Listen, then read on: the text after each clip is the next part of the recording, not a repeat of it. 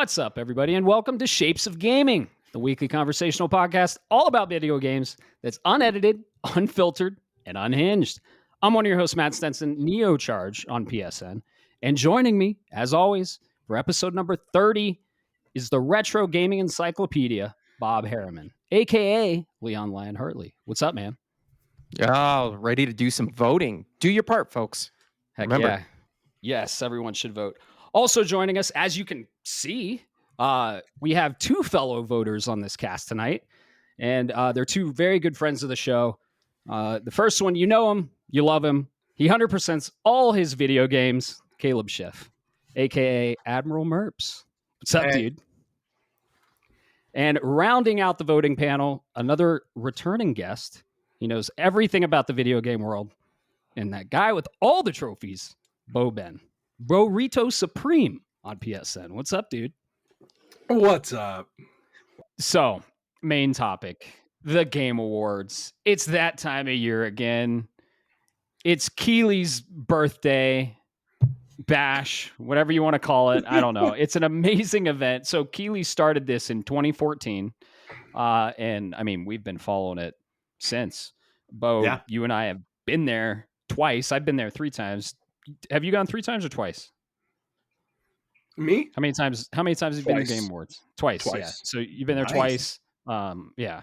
I was there with you. And then I went 1 year before. So I've been there 3 times. It's held in LA. It's a celebration of video games and the art form. And I love it. You know, there have been some missteps along the way. There, man. You gotta pay for the show. There have been, some questionable things, but all in all, I just absolutely love this event because I really do think Keely is a gamer and he's been in the industry forever. I used to watch him on G4, right? And I don't know if you guys remember, but the Spike Video Game Awards. I do. Yeah, that was atrocious. And the host was literally making fun of gamers. So Keely was like, I think I can do better. And he put this on the first Game Awards. Koji Kondo and Imagine Dragons both performed like a Legend of Zelda piece. And it's just, I know there's a lot of controversy out there and stuff like that with this event, but it's a celebration of video games. That's the core aspect of it.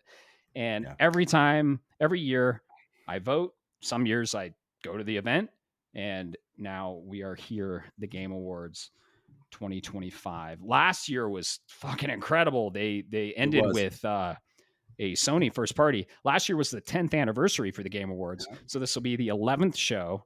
And man, I thought last year was one of the best ones in a while. And they ended with Intergalactic, the Heretic Prophet, which is a Naughty Dog IP, which is a new IP from Naughty Dog that we've been waiting to see what they were working on. And he dropped it at the Game Awards. There was 1 year where he closed the show with Rebirth, a trailer for Rebirth. So, that could be a possibility this year. Who knows? We could get the highlight of... Oh, go ahead. Sorry, Bo. Go ahead. I was going to say the highlight when we went together was we were there for the infamous "Fuck the Oscars" from from Joseph Ferris. You were there in the audience. Yeah, well, fuck the Oscars. What I was going to say for people that are listening or watching that for some reason maybe you've never seen the Game Awards. I mean, there are all types of gamers that you guys have on your Discord and that exist in the world. Just as a quick example, for people who might know what Academy Awards are, the Emmys, the Grammys, Oscars, all of the award shows, one of the things that makes the Game Awards very different from all of the rest, and it's natural because in the gaming sphere, when you watch the Academy Awards, they don't show trailers for movies that are coming up in the next year. Right. That's just not a thing that happens. In the TV, in the Emmys, they don't show. They might tease towards season 3 or 4 or 5 of a show if they win an award or if they're introducing something. But a lot of gamers, and again, this is not a slight against gamers, but a lot of gamers when they watch the Game Awards get upset that there aren't new games being discussed.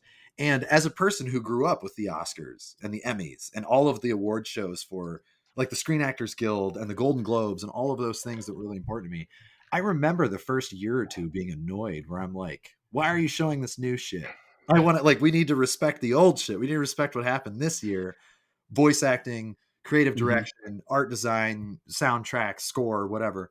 But one of the things that makes the Game Awards very unique, and I do think that despite the fact that advertisements are It's a part of it. prevalent, somebody has to pay for it. That's And they're the thing. cringe. You see Exactly. Academy Awards, they're like brought to you by by Mercedes-Benz. And it's like, you might not buy a fucking Mercedes because you watch this, but somebody has to pay the bills. And that's kind of something that I think is lost even to the fan base. People forget. Gamers, people don't think about that. And that's fine. If you disagree and you think that's shit, tell me all about it in the Discord. That's fine. But with the Game Awards, what makes it a little bit more special for those of us who like the medium, we get to see a lot of new shit that's coming in the next year. And that's cool. It does not exist anywhere else, at least anywhere else that I'm aware of. And so just so people are aware, this show is a lot longer because of the advertisements, but we get to respect the year that has been, and we also get to see the upcoming stuff. Yes. And that's super cool. So like you said, last year, they dropped the Intergalactic Prophet, which is Naughty Dog's thing. Right. And like, I mean, nobody fucking heard of that before. We didn't know that existed. And it's like, wait a minute, these are from The Last of Us people? Yeah. Like, I'm paying attention. 10-year, like the 10-year anniversary, that was an awesome show. They did a really, really good job. Or as I like to call it, Kojima's biannual blowjob session, because Jeff Keighley loves him so much that he does it in June and he does it in December. But that's fine because Kojima kind of deserves it. But just so that people are aware, that's what we're talking about. This is like a What do you think last year was it like 3 hours? 3 or 4 hours, maybe, I think so, including the pre-show. It was 3 hours and like 40 something minutes, I believe. That's what I saw. And and not to get too off topic before we hit the main topic, but it's related. I don't know if you guys saw, there are strong rumors right now, and some wording going around that we will see a Sands of Time remake trailer at the Game Awards this year. Dude, I mean, that game disappeared how long ago? Because they showed it, and we were like, "This looks like dog shit." Yeah. So from what I'm seeing, and there's a reason I didn't report it on the news because I can't validate it, and I'm not going to report on it if it's verified. But from what I'm seeing, it looks like we've got some potential. Fingers crossed. We'll see. I could be eating my Mario hat. Right. Would you like a bite, that sir? whole damn trilogy? Right. But thank you for saying that is Half-Life 3 explanation, confirmed. You're welcome. No, I appreciate that too. No, we're not getting there yet. No. That has been going on for 2 weeks now. I cannot get my hopes up. My heart can't take it. Like 20 years now. What are you talking about? 22. Today, as we're recording, is the 27th birthday of one of the greatest video games of all time. It is the 27th birthday. Yep. So, yikes. Yeah, there's Half-Life 3 rumors every fucking year. Who knows what's going to happen? But thanks for the clarification, Caleb. This show, people to know. Sure. It's annual. Keighley started it. He hosts it. They do reveal trailers for new games, world premieres, and they have live music. And they have the suite this year is going to be so good. But we'll talk about that when we get there. Absolutely. So but then the core of the show, I'd say, are the awards. So they give out awards for the best games in specific categories, and you, as a gamer, can vote on it. You go to thegameawards.com, as you can see right here on that screen, and we're gonna vote right here live for you all on this cast. So I have not voted yet. None of us have voted. And honestly, some of it I don't even remember all the nominees. So. Right. I haven't seen it. I haven't even looked at it since the nomination show. Yeah. So there are 29 categories, and we're going to start from the bottom, best esports team, and go all the way to the crown jewel, the game of the year. So let's get right into it. I don't really follow esports, but Bob and Bo, you guys are into esports. So Bob, do you want to take the lead on the esports stuff? It looks like there's and content creator of the year. I'm not into that either. So the first 4 we do, you can take the lead on this. So let's get right into it. You, for the audience, Matt and I don't dislike it. We just we don't follow it that well. Right, we have respect for it. So we're going to turn this over to Bob and Bo because they actually follow this stuff a lot more closely than we do. Thank you for the clarification. Yes, I agree. It's not that we dislike it. I love that esports happens. I'd rather see video games being played than regular sports, honestly. So I love the concept of esports. I just don't follow it. And I don't think I have any weight in the voting. So Bob, take it away on best esports teams. Yeah. So I know it. So people that may know me as a gamer see that our nominees are Gen G from League of Legends, NRG from Valorant, Team Falcons from Dota 2, Team Liquid PH from Mobile Legends Bang Bang, and Team Vitality from Counter-Strike 2. Anybody that knows me knows League of Legends still, unfortunately or fortunately, holds a special place in my heart. And I initially wanted to go Gen G. But here's the thing. I'm going to keep using that thing. Here's the thing. Gen G took number 1 in their regions tournament in 2025. They went like 28-1 or something stupid, like almost undefeated. But then they fumbled in the world championship and they only took 3rd place. So I can't vote for them on that. And if we're looking at from the VIN window of 2025. So for that regard, I got to go to the one that really dominated, and that's Team Vitality and Counter-Strike 2. Can I ask a question? As a complete layman, obviously, how long have these teams been around? Like, are all of these teams established, or any of them brand new? Gen G's been around for a while. Like the names seem familiar to me, but not for all the games, because I know 4 of the 5 games. I don't know what the hell Mobile Legends Bang Bang is. I'll be full disclosure. Never heard that shit in my fucking life. Sounds intriguing. But the other 4 I know. Yeah, so all of them are different. It's based on which esport it is, and then their region, because each region has different rules. So, like for example, Gen G used to be known as Samsung Galaxy, and then before that, they were Samsung Galaxy White and Samsung Galaxy Black back in the day, and they kind of merged into Gen G. So that's why it's around. And Gen G's been around for what, 6 years now. And so if you look at historically, kind of like if a professional sports team changes their name, they've been around since the induction of League of Legends in that one case. So since 2010. So we're talking 15 years worth of with organization. But I know that one's probably going to surprise people, but honestly, Team Vitality and Counter-Strike 2, they kind of beat people into the dirt this last year. You know what? I respect it, because I was like, me and Bob are both going to be on Gen G here. But I like your argument. I do. It's hard because, like he said, so Gen G, yes, they were runners up, or not even runners up. Sorry, they lost in the semifinals, didn't they? In Worlds, correct? They did. In League Worlds, yeah. But I mean, prior to that, they had. So I mean, T1 wasn't nominated. Otherwise, I would probably, maybe T1.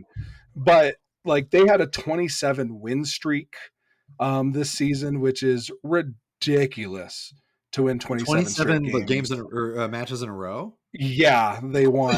Shit, that's crazy. So we talked about, they won league championship in Korea. That's like their region. They won the mid-seasonal. They won the spring seasonal. Like, they were dominant for a majority of the year. And that's where I feel like just the body of work is why I still like Gen G. Like, did they make it towards the end and lose? Yes, but that doesn't overshadow what the hell they did for the entirety of 2025. I respect it. I could see that argument. We're locking it in. Team Vitality.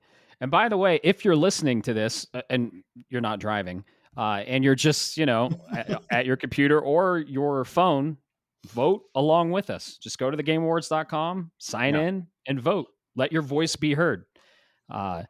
And it's fun. So, and they'll announce them in 22 days at the Game Awards. So we are locking that in. They do have a player's choice, which is very important, because if there's a game on there or something that you're like, all y'all are wrong. This game is dog shit. This game is the winner. You should, I mean, it's called Player's Choice for a reason. You should be able, even though I don't know that would work really in the Emmys or the Oscars. I would love it if they had an audience poll. Just be like, what do people want? What do people like? Agreed. What would make you happy? Agreed. Because I mean, this is still at the end of the day, as much as more specifically, Matt and I will talk about the narrative stuff and how it might make us feel or how it might make us change the way we think about things. It is really nice to know what people enjoy. It just is. It's nice to know what the audience wants. Oh yeah. You're absolutely right, because as Bo said, if I had my write-in on this, there's without a doubt 2 categories that would have been dominated, and that's best esports team. This one, where it would have been SKT1 from League because of the heritage, and then we'll get to the next one later. As part I don't know what you're saying. Those words don't mean anything. I wonder if we're on the same snub here coming up. I think we are. I can't wait to see it. What's the next one? So the next one, and this is actually it. This is the snub category for me this year. That's best esports player for 2025. They've got and I'm gonna use their stage names. Brock from Valorant, Chovy from League of Legends, who's on Gen G, by the way. Forsaken from Valorant.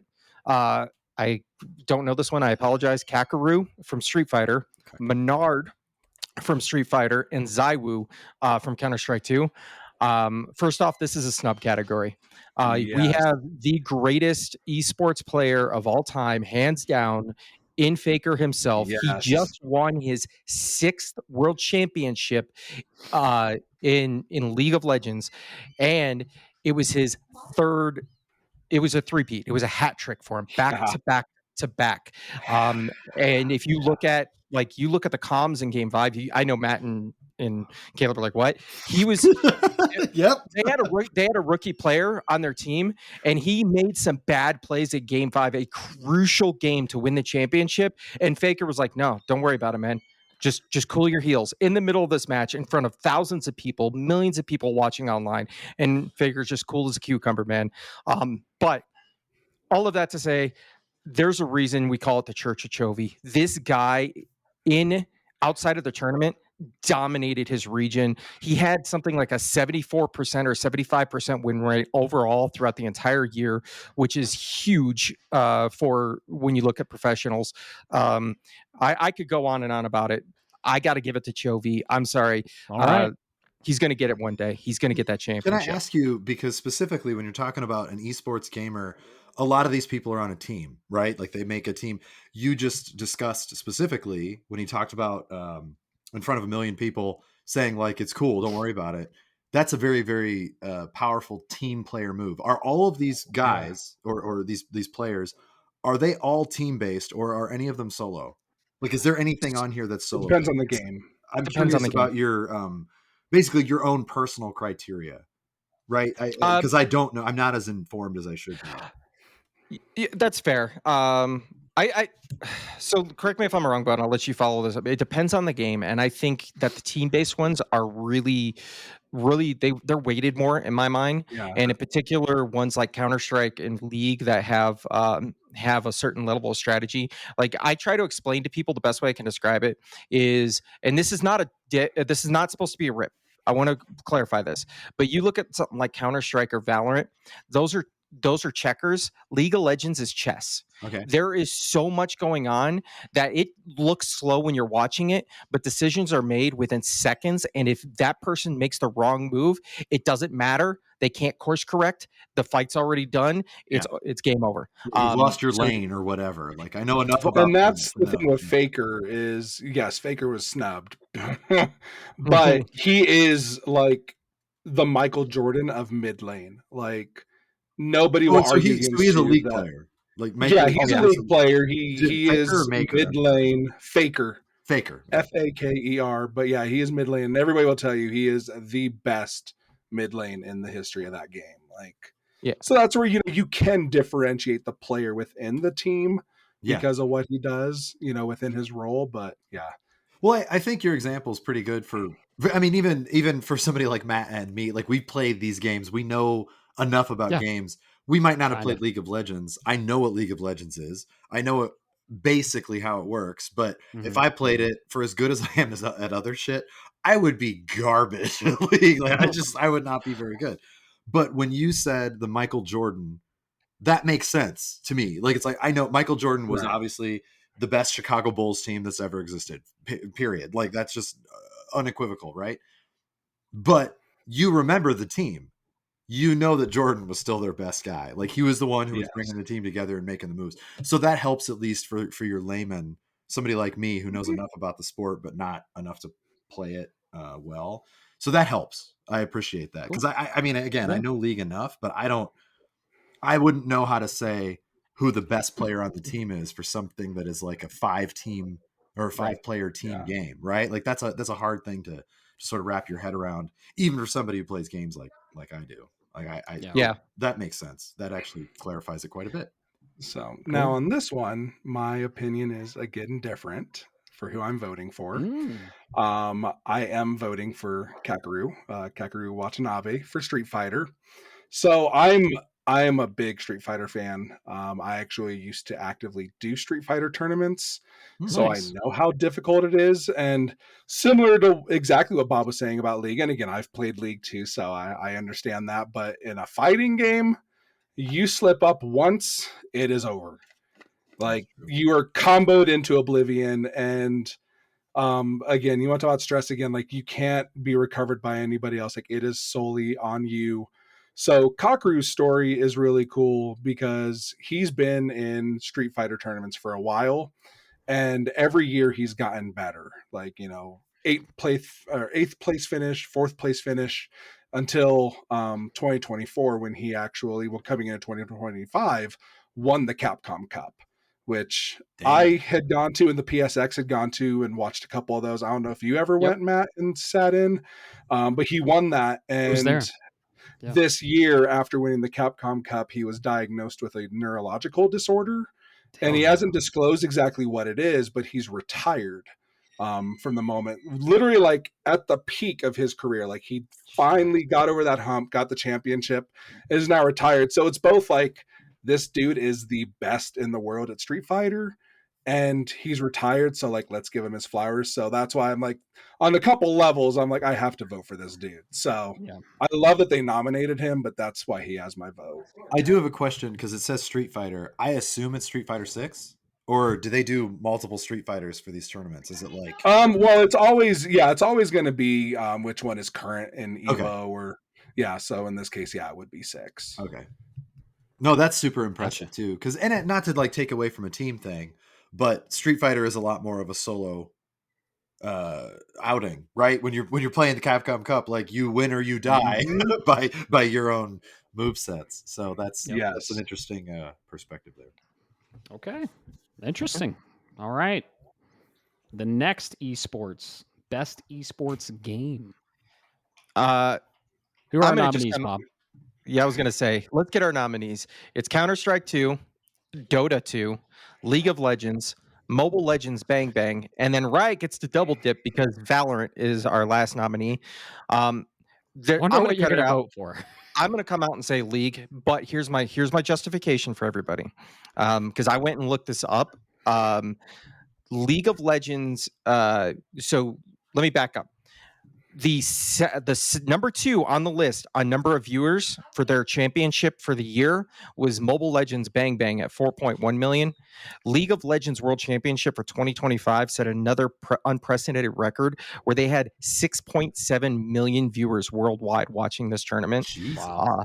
So there's a reason League is still doing this. It's a very, very good, like, how do I describe this? You know how some like professional sports they're like very good, and you can see the players and they do really well, but like the game's not really watchable. It's not a participation sport where you're like, oh, if you watch golf, for example, and I'm not trying to be mean, it's like, all right, you hit the ball, but there's not a lot of excitement. That's what some of those are. League does this really well because of the way the game is formatted and the way it actually presents itself. It makes it a much easier game to visually see, even if you don't understand of everything that's going on.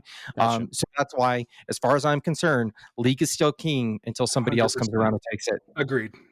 Cool. Agreed. Okay. Yeah, if we were Excellent. voting on it, because it's a category still, it would be League World Championships, also the best esports event. It's unrivaled. It really is. Yep. Cool. Locking it in. League of Yeah. Legends. All right. The next one, Content Creator of the Year. These names, the only one I know one of them, and that's probably who I'll vote for. But I think we'll all. Caleb, are you going to vote on this I one? hope you know more than one. Like I I know know one. Kai. Oh, I know Snap, two.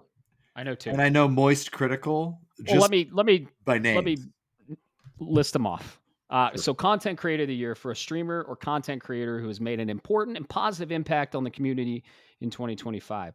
We have Sadriel, Cadril. yeah. Kai Kennett, Sanat, I believe. Sanet. I thought it was Sanat. Yeah. Kai Sanet, Moist Critical, Sakura Miko, and the Burnt Peanut. I'm with Matt on this one. I've only heard two of the names before. To be quite honest with you guys, and it's not a disrespect thing. No, I've never. If I'm going to play a game, or if I'm going to watch a game, I'm going to play it. That's just exactly. me. And I'm going to stream it. I'll be the content creator. Well, I won't even go that far. Like, you're better about that than I am, because for me, that's my happy place. That's my Zen space. And it's not that I don't want to share it. I just don't want to answer questions. Sure. I don't want to talk to people. I don't. I silent stream. And people who do this, super respect. It is a lot harder than it looks. People do not understand that it is a fucking nightmare sometimes if you've got somebody asking you a million questions. And it's not to say that they don't have the right to ask you those questions. That's cool. Right. You're offering that conversation, so to speak. Yeah. But for me, that's my happy place. I want somebody to experience it the way that I'm experiencing it and feeling it the way that I'm feeling it. And if I'm talking during it, I can't get there. And so I do actually have a lot of respect for streamers. I do not know most of these people, and I'm sorry. No, I did it on Metroid Marathon. I was interacting. I was on camera. It's hard work. So I've been there. Not my preferred way to play video games at all. Sometimes I don't even like the comments popping up when I'm streaming a game silently or even on mic.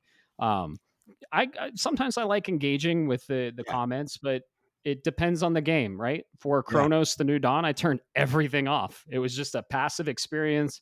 I put up the content for people to watch and didn't look at anything. On the second run through, I turned the comments on. Yeah, second or third playthrough of something, I can understand. First, but that's what's funny is not all these guys are streamers. That's the thing. Like, gotcha. The Cadril is a former esport gamer and actually a coach. He's a team coach. Gotcha. He also does commentary during games. Kai Sanat is just he's gotten a lot of popular videos as far as like his 24-hour playthroughs of Elden Ring and different things like that, but most of his content is just like IRL videos and him just having fun, and people love it. Moist Critical too. He does a lot more just kind of commentary videos, just with his deadpan humor. So it's a little different. Like they're not all strictly game streamers. The Burnt Peanut is different. And if you haven't seen the Burnt Peanut, I highly recommend watching him. Just check him out because it's really freaking funny. He does a lot of like Call of Duty, Battlefield. He plays a little bit of everything, Tarkov, but he's freaking hilarious. And I feel like him getting nominated is almost a troll thing because he hates being called a VTuber. And I'll send you guys off to post it in the Discord, like the video of him finding out he was nominated. It's hilarious. Absolutely hilarious. Yeah, I want to see that. So my vote. Let's start with you guys what your criteria is, because and tell us what you voted for. Again, it's hard because these are all so different. Like every single person nominated is opposite ends of a spectrum. Like consider the spectrum a star, and each one is a different point. Sure. So it just comes down to what's your humor, what's the content you like. Personally, I love Moist Critical. I think he's really funny. I enjoy his perspectives, and recency bias. He is phenomenal in Dispatch. as one of the voices. Wait, he's in Dispatch. He is. He's one of the characters, and he is Okay. fantastic. Awesome. He plays a character named. Yeah, that's my vote. In Dispatch, he plays like a bat human. His name is Sonar, and literally, like when you were introduced to him, his file is like Sonar. He went to Harvard, and he'll make sure you know. And literally every time, like he pops up and is like, "Did you know I went to Harvard?" It's fucking awesome. But he's my vote. Kai Cenat and Moist Critical are the only two that I know. Like full disclosure, I actually did not know the other three. Neither do I. Like I didn't know, but I had heard. I've seen Kai's stuff, and I've seen a few of the Moist Criticals. I guess I will have to check out a few more just because I'm ill-informed. I fully admit that I am ill-informed. Yes, please do. Oh, that's fine. Okay, Caleb. All right, what's your vote? Well, the few that I have seen between those two, I would also lean towards Moist Critical, just because I've seen some of the things he's done and the humor has been there. Yeah, I know and also the name is good. For those that don't know, like, if you're unsure, just because we're saying names, like, I mean, you should be able to see the pictures on screen. You can, highlighted, but the infamous, if you've ever seen the videos where it's like the goat or the biggest piece of dog shit, that's Moist Critical. Yeah. That's why I would give it to him, but I don't want to discount the other three because I do not know shit about. They're all great in their respective areas. Sure. Yeah. Yep. There's a VTuber in here, Sakuro Miko. Yeah. Yeah, Miko. Surprise. There's a chance she could win. There is a chance. Yeah. Isn't that Kojima's girl? The one he likes a lot? No. No. I don't know VTubers. I have no idea. You're good. Yeah. Well, I guess I'll just knock this out. Well, rather, Matt, are you going to vote on this one? Or I'm going to vote last. I'm going to vote last. Okay. Yeah. Okay. So you asked Caleb what's the criteria? In my heart of hearts, I should go with Cadriel. He is very, very much a pillar within the European circuit of League of Legends. He has his own team. He's a coach, but and here's the other side of that coin. Moist Critical's content is not my style. He does a lot of commentary, and I don't want to be mean, but commentary is kind of like bottom of the barrel, race to the bottom type of content out there. But that being said, I know the work Moist Critical has done, particularly with calling out a lot of bad YouTubers out there. Most notoriously, he is one of the people. He's gone after a few, but he's also one of the people that was critical in SS Sniper Wolf's "quote unquote" downfall. If anybody knows anything about that, I've heard the name. I don't know anything else about it. Yes. Let's just say Moist Critical. At the end of the day, I don't agree with the type of content he does. It's not my style, but I respect everything he does when it comes to trying to stand up and build around a community of content creators. So he would end up with my vote this time. Oh, wow. All right. While he's being critical, do you think he's moist? Probably. I'm going to vote for Moist Critical as well. So, locking it in because he's moist. Oh, I'm so excited for this next one. Yeah. Yes. Yeah. So, well, now Matt and I can sort of have a little bit more of a we can take part in this conversation, which is absolutely. And thank you for the 4 or 5 previous because really the two of us, for lack of a better term, we didn't know shit about fuck. So we appreciate you telling us. I didn't even, that's fine. Yeah, that's fine. Like I said, there's going to be categories where there's games that none of us played. There's going to be games that some of us played. So it's a part of it. But I don't want to gloss over any of these. These are it's very important in the community. So. Yeah. And every year when I do it, I actually feel bad because I'm like, I don't want to not vote. I don't want to have apathy. Right. But I don't know enough. And I do think part of that is because I'm older. And I not to say that it's not important, but like I'm 40. You're wearing the Mario hat. Well, you told me I had to keep it. So here we go. It's so good. Can I be Wario? But no, I was very much, I'm not a person who disrespects the people that make they bring audiences in, they inform people. Absolutely. That's very important. That might not they be share the art. Yeah, and even though they do it in a way that I may or may not disrespect or not agree with, whatever, or may not respect, excuse me, may not agree with, I still respect the fact that they do it because For sure. I'm not fucking doing it. I It's not wish that easy. people cared about what I wanted to say and they don't. But Right.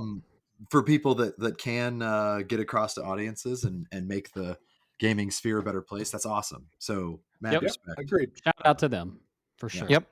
Remember, This- Caleb, if this is a very important category if you look at the future of games because of what Sure, happens with a absolutely. lot of games that get discovered. Like, remember, PewDiePie played one game, and now all of a sudden we have an entire Five Nights at Freddy's sequel movie. Right. Yeah. Just very Yeah. important. No, it's true. Yeah. This next category, though, we're all in on this one. It is the most anticipated game, the one we're excited for in 2026. What is our most anticipated game for 2026? This one, I have my answer, but it's a tough one. It is a This tough is one. recognizing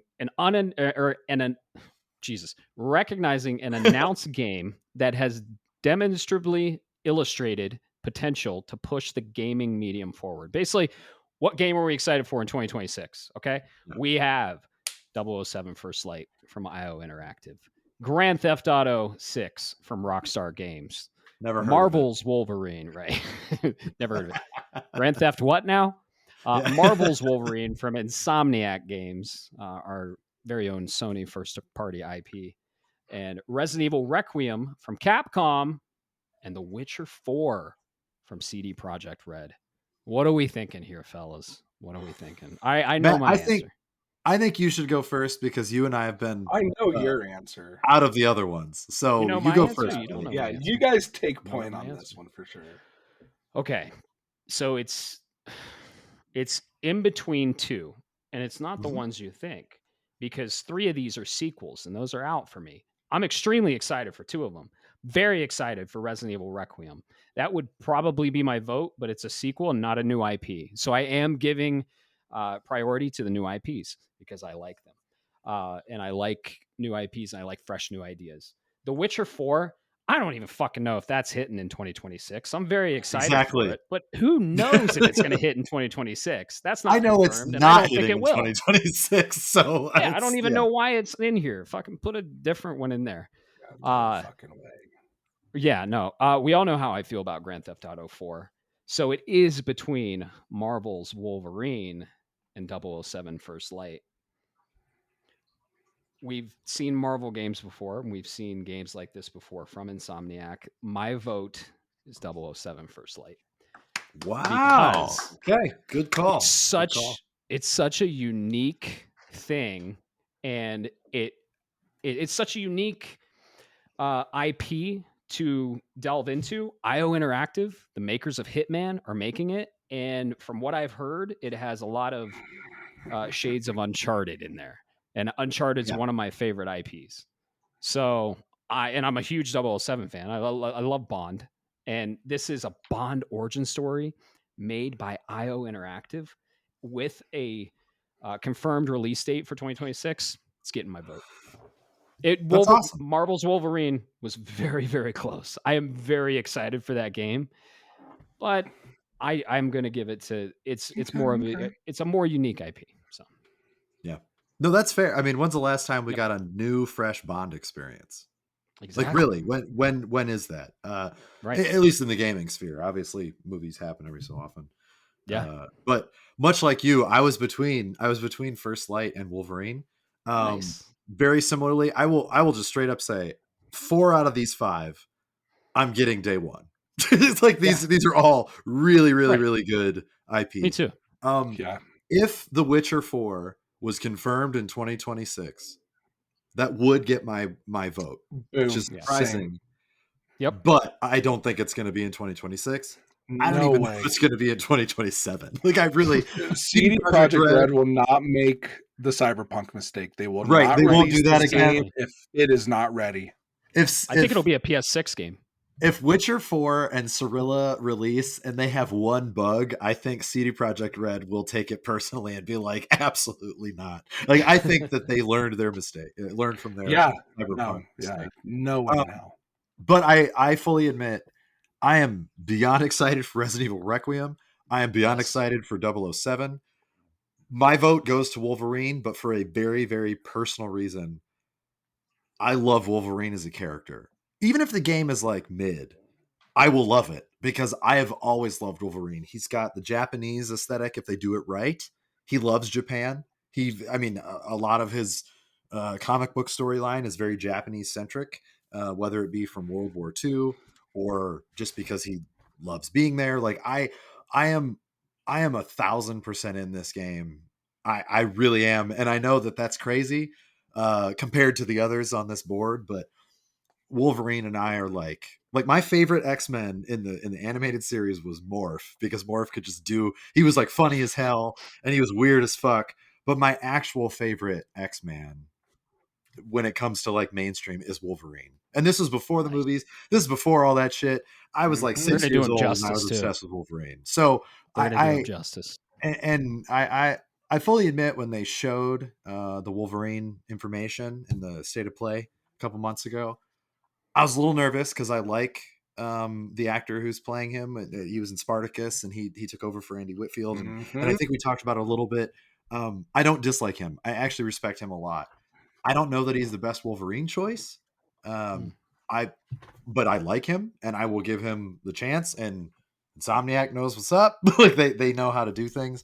So my vote goes to Wolverine. Because I've always wanted a Wolverine game where you can just rip people's fucking limbs off and give me the Wolverine, give me the uncensored Wolverine. So that's where I gotta go. That's me. But mad respect for the other choices, for real. Absolutely. This was a really hard one for me to choose, but I gotta go there. What about you, Bob? What are you thinking? All right. So I want to say you guys are right. I think. Sorry, I gotta call it and be snub alert. I don't think The Witcher should be on here because it's not confirmed. No. I think right. Witcher should have been replaced with Halo Campaign Evolved. Flat out. We know Campaign Evolved is coming next year. That would make it even harder for me. It would be so hard. Exactly. Right. See, it would have made it better. All right, I'm going to cut to the chase. Everybody know, if you know me, you know my game style. This came down to Resident Evil Requiem and First Light. And at the end of the day, I think they're both great games, but I grew up on spy films. I love everything that is with an action spy flick, whether it's over-the-top action or great drama and backstabbing. And when you show First Light, I was excited. And then I watched that event, and as soon as I saw the Uncharted elements and DNA in there on top of the Hitman characteristics, I was like, oh my gosh, I think I got a chubby. First Light, 100%. Yeah. It's a day one purchase for me. I'm sorry, I got to go with it. Yeah, I mean, you have a golden gun. You have a fucking golden gun. Like what? I expected you to pick 007 because it's awesome. You got to show it. He gets that bow. Oh yeah, you never saw this, have you, Bo? Look at this. Oh no, you did. I love it. I don't know if. All right. Anyways, for the what do you think, listeners? It's literally a golden gun. So, I am a diehard Bond fan. Yeah, Matt knows this. I grew up on Bond. Like, I fucking love Bond, and I love Hitman. Hitman 3. I've been trying to get Matt to play. It is an incredible sandbox, a masterclass in game making, and it's literally a match made in heaven. I've been waiting, and when they finally showed it, I was like, yes. Wolverine. I am in the same spot as Caleb. I fucking love Wolverine. Like, that is my childhood. I was Wolverine for Halloween when I was like 8 years old. That's cool. That's awesome. Nice. And Wolverine Origins, probably the worst X-Men movie ever made. That video game rocks. The video game is epic. And getting a new version of that. Yeah, go ahead. I have to say, as a film person, so I had a buddy who had a copy of Wolverine Origins that was it was early. It was an early cut. It was without. Yeah, I watched that cut. And this is the greatest movie ever that way. I remember being like, what the fuck is going on? Because again, I come from a film background. Like, I know that movies are different, you know, until the special effects and the post-production, all that shit happens. But like, God, that movie was so rough. I remember watching that unfinished cut and then watching the final, and I was like, oh, they didn't change the claw CGI. They didn't fix any of the fucking problems. Yeah. Anyway, sorry. Yeah. Insomniac, Wolverine, hard M rating, seeing Omega Red in the trailer, seeing a traditional Sentinel, like knowing that they're probably going to throw Domino in there, knowing like some of the characters we're going to get. Mystique, we saw Mystique. Yes, but like they're gonna pull some wild characters from and this X-Men. is setting up for an X-Men game. Yeah, because you look at Spider-Man and they pulled some of the most obscure characters from his rogues gallery, like Tombstone. Sorry for mild spoilers, but like they brought in some crazy. Yes, Mr. Negative. Yeah, we got some crazy characters, so I can only imagine who we're going to get. Only because, again, from First Light, I know what to expect. I know IO Interactive. I'm a big fan. I love Hitman. I kind of know what I'm in for. This is not like, Insomniac. This is not Spider-Man. This is not even close. Like it's not going to be an open world game. I just don't believe so. I think it's going to be. I think it will. Mission level based structure. We'll find out. It's not going to be Spider-Man open world, I'll tell you that. But no, I think because that too, like, it's checking all those boxes in the comic book fanboy, and it's Wolverine for me. So I gotta ask you, Bo, just as a fan, do you think in this game? I mean, it's not a spoiler because it's just conjecture. This is pure conjecture. Do you think we're going to get an opportunity to do the fastball special? And if so, who do you think is going to be the one? Like, do you think it'll be Beast? Do you think it'll be Colossus? Do you think it'll just be like the Thing? Like, I feel like they have to fucking throw it in there, X-Men, right? It would be Colossus. It would be Colossus, my God. Like X-Men. Even if it was, I don't care if it would be like Professor X fucking doing it. I need a fastball special in this game. Yeah. And for people who at home who might not know the fastball special, it's when you fucking chuck Wolverine. You know, they have like a big brawler who just throws him because he's a little guy who's angry. And I don't know why I resonate with that. Maybe because I'm also a little guy who is angry. But like if you can't tell, if you're not watching this video, I am giddy beyond all regard. Like, I'm fucking so excited for this game. So I know how. Let me play Weapon X. Give me Weapon X and let me break out and just slaughter people, please. Is it wrong that I want them to just straight up steal the Marvel vs. Capcom Berserker Barrage? Like, I want them to just do that and not even have Liam do it. Like, I don't care. I want all of the Wolverine that I can get. And I'm sorry, I got very loud and very excited, but I know you love Bond, so I love the passion. I love the fact that you are also joining me in this, like, Wolverine. These are literally, I'm weighing like two massive fandoms of mine. Yeah. And one of them is just a little bit more, I guess, like unknown for me with Wolverine versus I know what I'm getting from IO Interactive. Right. That's fair. Yeah. And I'm even on my ROG Ally. I've been replaying the old PS2 Bond games. Everything or Nothing, like those third-person ones, phenomenal games that just don't get enough credit. Yeah. I Will Die on the Hill That Tomorrow Never Dies is a good game. It is! So, completely unrelated to this, my awesome wife, I'm just going to make you guys super jealous. She just brought me, she's been baking because she's got a thing at work tomorrow. She just brought me, I'm going to show this because she's the best in the world. This is a concoction that she made. It is a cookie butter cupcake. So cookie butter, for people who don't know, is like the Biscoff airplane cookies. If you've ever been on an airplane, they give you those cookies. God. She made these for a Halloween thing, a Halloween party that we went to where we dressed up as Severance. She was Helly, I was Mark. Yes! And our two friends were... Why haven't we seen those pictures? Because nobody fucking took any. I was so bummed. Anyway, because last year we did Schitt's Creek, where I was David and she was Stevie, and we were really good at it. Just so you know. Anyway, she made these first time for this party. I know this has nothing to do with the games. I'm so sorry. No, that's awesome. No, give your wife some love. She made these, and there were no extras. So I actually didn't get. I got one at the party, but I was like 3 sheets to the wind. Because nobody at this party knew what Severance was, and I was like, "What the actual fuck am I doing here?" Severance is a lame ass party. I know. I was really bummed. I mean, they're good people, but whatever. But she is making these for a work thing tomorrow, and she just brought me one to try. So if I can be so rude, I'm going to take at least a bite. That's okay. While we're talking about this stuff. What an incredible wife. Before you take the bite, 2 questions.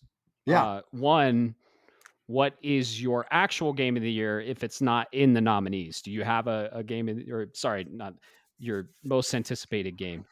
If it's not in the nominees, year. That's a good, yeah.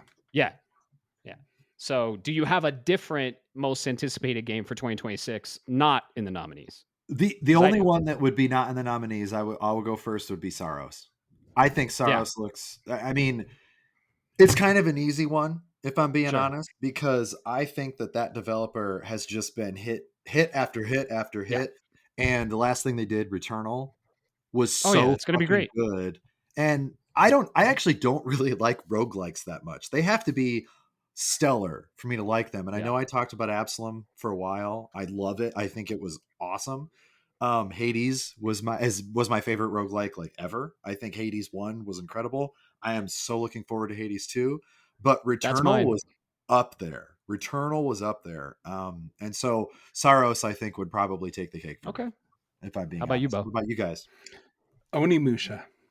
Okay. I mean, goddamn, that's really good. Way of the sword. I really fucking love that series, and I thought it was dead and gone, and I'm getting a new one, and I couldn't be happier. Heck yeah. That is pretty great. I talked about it earlier, but if I eat a bunch of good like worldly food out there, at the end of the day, sometimes after you eat enough sushi, eat enough whatever, right? You go, man, I really need my comfort food, and that's Halo. Halo is a hamburger with cheese on it. I know what I'm getting, and I know I'm going to enjoy it, so it'd be there. Oh yeah. If I may, I'm beep beep beep beep beep. Possibly Darksiders 4 for you, Matt. I'm guessing. So if it was confirmed for 2026, that would definitely be it, and it probably is it if it does release in 2026. But mine is probably one that's already released, but it hasn't released on PlayStation 5, and that's Hades 2. Yeah, I could see that. Well warranted. Yeah, I fucking loved Hades. It's my like favorite Supergiant game. I know. I can't wait. Was Hades one? Is that your favorite roguelike ever? Easily. It's easily for mine too. I mean, the music, the gameplay, the animation, everything about it was just incredible. Yeah, it's a close second for me. What's your favorite? Not to derail us. Enter the Gungeon. Oh, okay. Okay. How'd I know? Okay. Yeah. Now this next thing will be fun. On the count of 3, we're gonna predict who's gonna win. 1, 2, 3. Who's gonna win? Grand Theft Auto 6. Oh, Grand Theft Auto 6. I thought we were on the next topic. Yeah, I'm sorry. Yeah. Grand Theft Auto 6. I think Grand Theft Auto 6 will win. GTA 6 is not even close. Yeah. So with each of these nominees, we're gonna vote, and then we're gonna talk about it, and then we're gonna predict who's actually gonna win. Okay. And so Grand Theft Auto 6 is gonna win. Yeah. It's hands down. But as far as the other categories we talked about previously, I don't know who's going to win. I don't even really have a prediction. We'll predict though. We're going to predict. We'll predict. If Moist Critical wins, I will be moist and critical. Jesus, that's my guarantee. I actually would expect it to be Kai for content creator. Esports will be League. I do think Chovy has a great chance since Faker wasn't nominated. Esports team, I'd be shocked if it wasn't Gen G.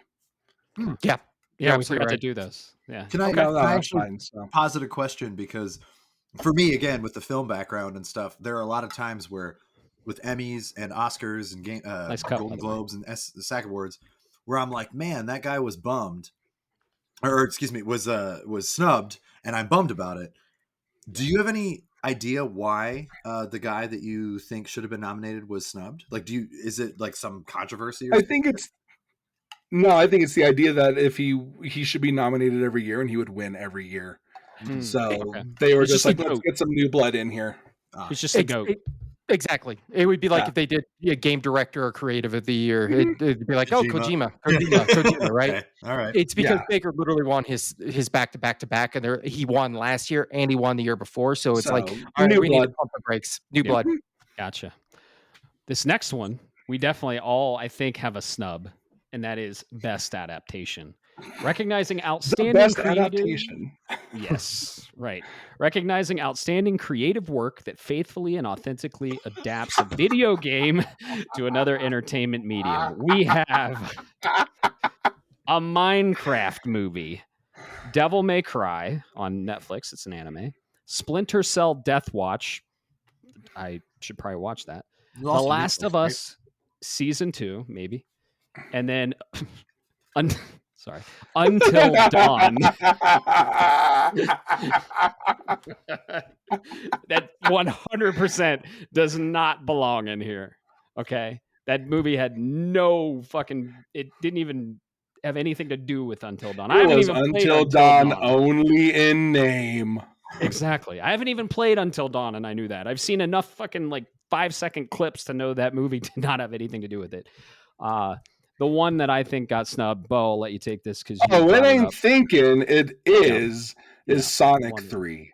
Yeah. It came out December 2024. It came out after the Game Awards, right after the period, but games in December are eligible for the following year. Yeah, absolutely. Which is why Super Smash Bros. Prime 4 is going to be eligible. I mentioned Super Smash Bros. Ultimate came out the night. I remember leaving the Game Awards when it ended and going to Best Buy to get my midnight release copy, and that was nominated for Game of the Year the following December. Yeah. And I honestly think they forgot about it. Like, it is the best adaptation of the year. Dude, both it was very well. It didn't make as much money as Minecraft, but it was very successful financially, and it was very successful as far as critic and fan response as well. And the fact that Until Dawn is on here, it's shameful. It really is shameful. It is. Let's see. I've seen one. Well, let's go through the nominees. So we know there's Until Dawn. Yeah. We just listed the nominees. He just listed them. Yeah, we did. That's right. Yeah. So, Bo, what's your vote? You go first. This is tough. Because I wasn't a fan of The Last of Us Season 2. I wasn't overall. Can I actually ask you, because I actually still have not watched Season 2 yet. Can I ask you, as far as production value and stuff, comparing to Season 1? Production is phenomenal. Okay. And there are some things that I'm like, holy shit, the budget on this show, the production, they stepped it up. They did. Cool. There are some moments that they just nailed from the games, and there are some things that I just did not like the direction they did. There were some changes that made sense and some that did not. Without getting into spoilers. Sure. I really liked the Devil May Cry show. Is it faithful? It's its own thing. I like that. It's like a multiversal thing. But so it's hard for me to say best adaptation when it's not. I'd say adaptation of the IP. Yeah, right? But it's tough. It's really tough. Were they faithful to the video game IP in a cinematic medium? Did you feel like Dante was Dante, or did you feel like who the fuck is this guy? You know, that to me would be the argument. Okay, so Devil May Cry would be my vote, and it's because of Dante. Johnny Young Bosch nails it. I mean, he nails every role he has done, but he is killer as Dante, so that's what it would be. Heck yeah. Caleb. So you're going to be mad at my answer. Because I'll just tell you, it's Devil May Cry. Subjective. It's Devil May Cry. But Have you seen it? Because we went out of order, because they wanted you to do Game of the Year first, which is fucking stupid. Sure. In my opinion. Stupid. So if we went through it in order, we would have already discussed this. A lot of games that were nominated aren't even out yet, which is nuts. Mm-hmm. Like, that's fucking stupid to me. Yeah. I feel like they should be eligible for the following year, absolutely. But if I were to make a bet right now of the best adaptation in 2025, I would say Fallout Season 2. That would be my guess, and that comes December 17th. So hopefully that'll be up. It from being nominated. That's what I mean. Like, it's so muddy. Yeah. December 17th, I believe, is the date that Season 2 premieres on Amazon Prime, and hopefully they remember this next year. I hope it doesn't get the Sonic 3 treatment. That's my honest. No, exactly. Because if somebody asked me what I thought the best video game adaptation of all time was, and that's a big ask, I would probably say Fallout Season 1, which is weird because Last of Us Season 1 was incredible. It really was. I have an answer for that, and that's a good point, actually. I would argue, because I love the Castlevania Netflix series, both of them, but the first one, easily. The only reason it doesn't win, Season 1 was a slight bit of a mess. The pacing was bad. It was slow. It was a little weird. Yeah. If you didn't know Castlevania, you probably wouldn't have stayed invested. But we loved short, Castlevania. Though. It was like 4 episodes, I think. Yeah. But we loved Castlevania, so we were like, "Fuck yeah, let's go!" Yeah. And then seasons 2, 3, and 4. 2 was a masterpiece. 2, 3, and 4 were pinnacle, amazing. Yes. But 1 it still exists. That's the only reason I give it to Fallout just above Castlevania. Otherwise, it'd be real close.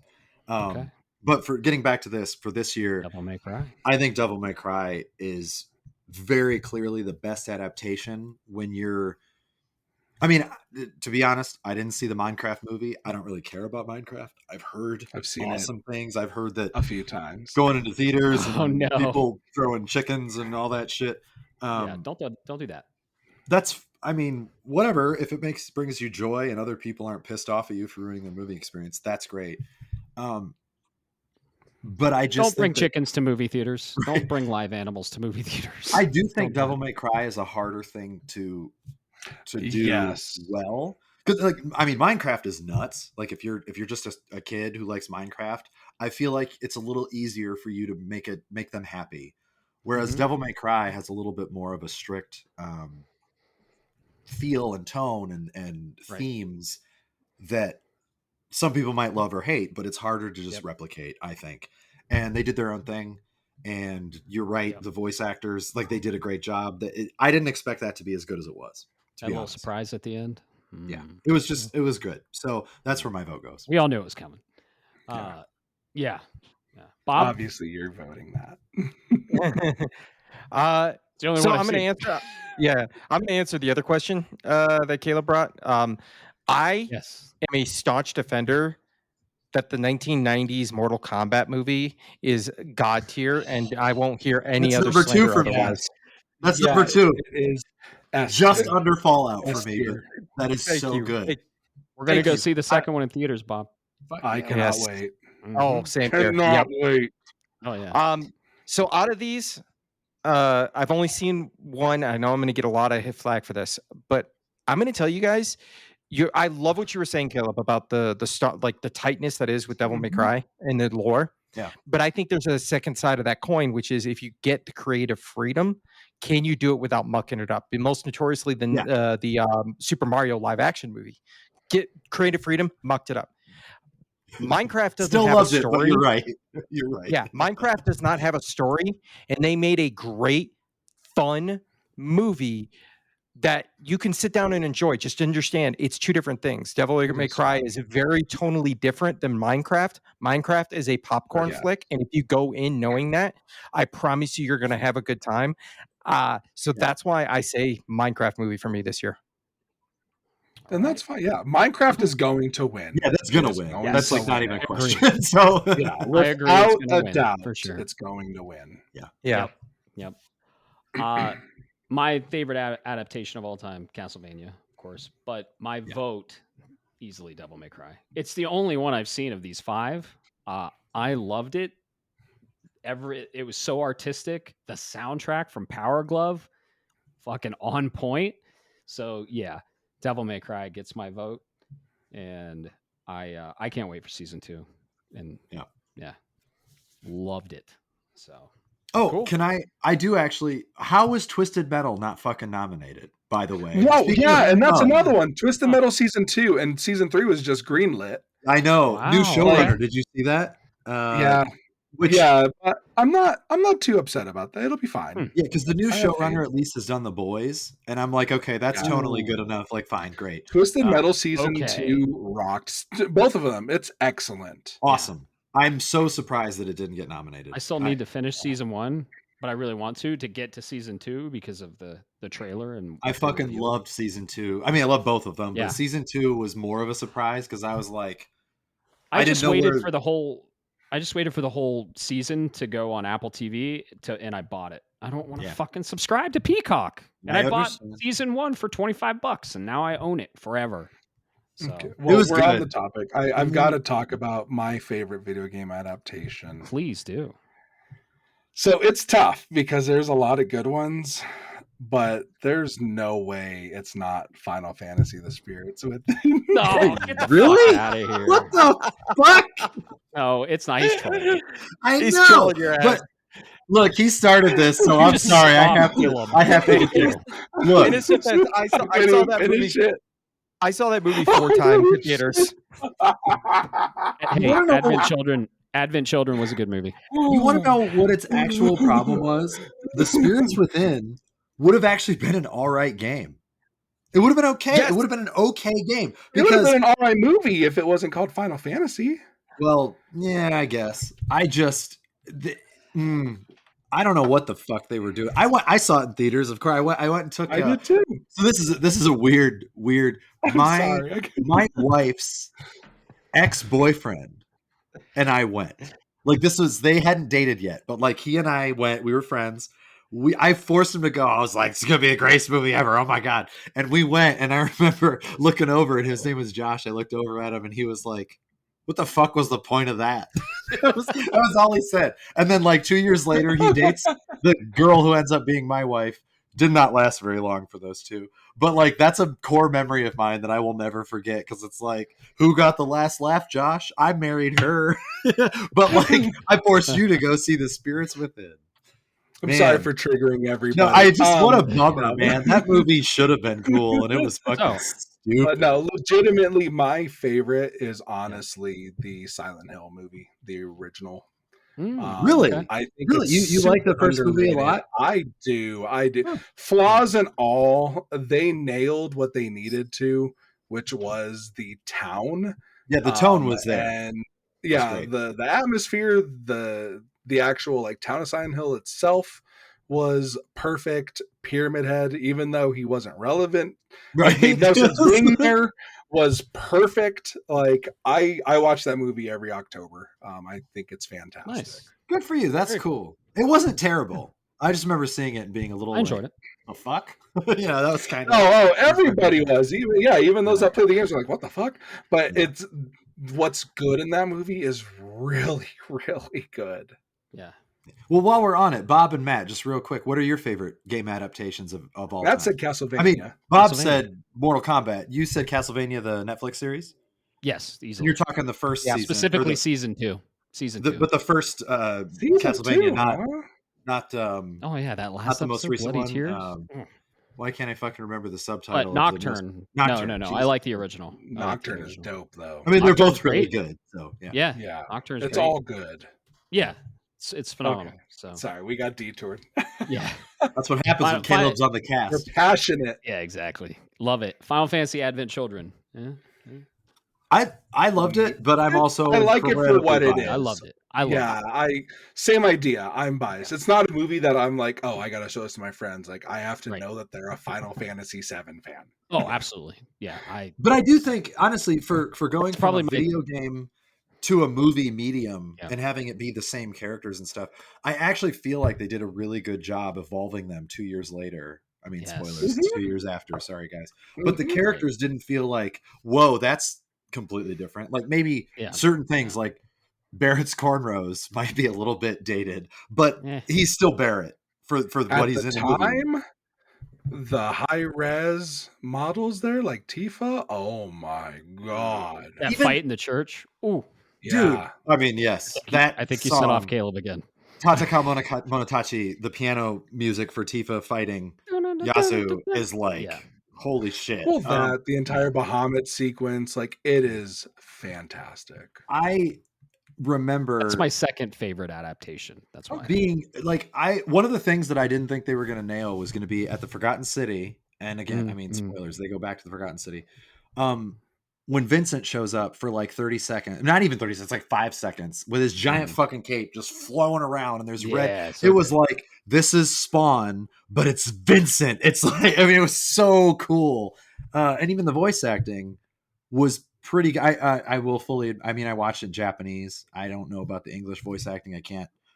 I know Rachel Lee Cook was Tifa and she was Zuru, which was fucking stupid. Shilly shally dilly yeah, dally. shilly dilly dally shilly was shally. like Dilly no. dally shilly shally. Zuru in the Japanese makes more sense than shilly shally dilly dally, but or dilly dally shilly shally. But still, I do think tonally they actually, a lot of people joked at the time like, oh, it's emo, it's Nomura being sad, but it made a lot of fucking sense. Yeah. Right. Yes. Like 2 years later, it made sense that they were still bothered by certain things from the OG. So I just want to get the pulse on it. I will shut up in 12 more seconds. I thought Advent Children was actually done very well, better than a lot of people expected. So, oh yeah, agreed. Glad that you guys also liked it. Did you like it, Bob, or did you not give Happy two fucks? Oh, he gave a thumbs up. He gave a thumbs up. Okay. There are 4 boxes for me to watch right now, so it's a little harder. Yeah. Okay. On video, best multiplayer. This one again, I've played one of them. And this is for outstanding online multiplayer gameplay and design, including co-op and massively multiplayer experiences, irrespective of game genre or platform.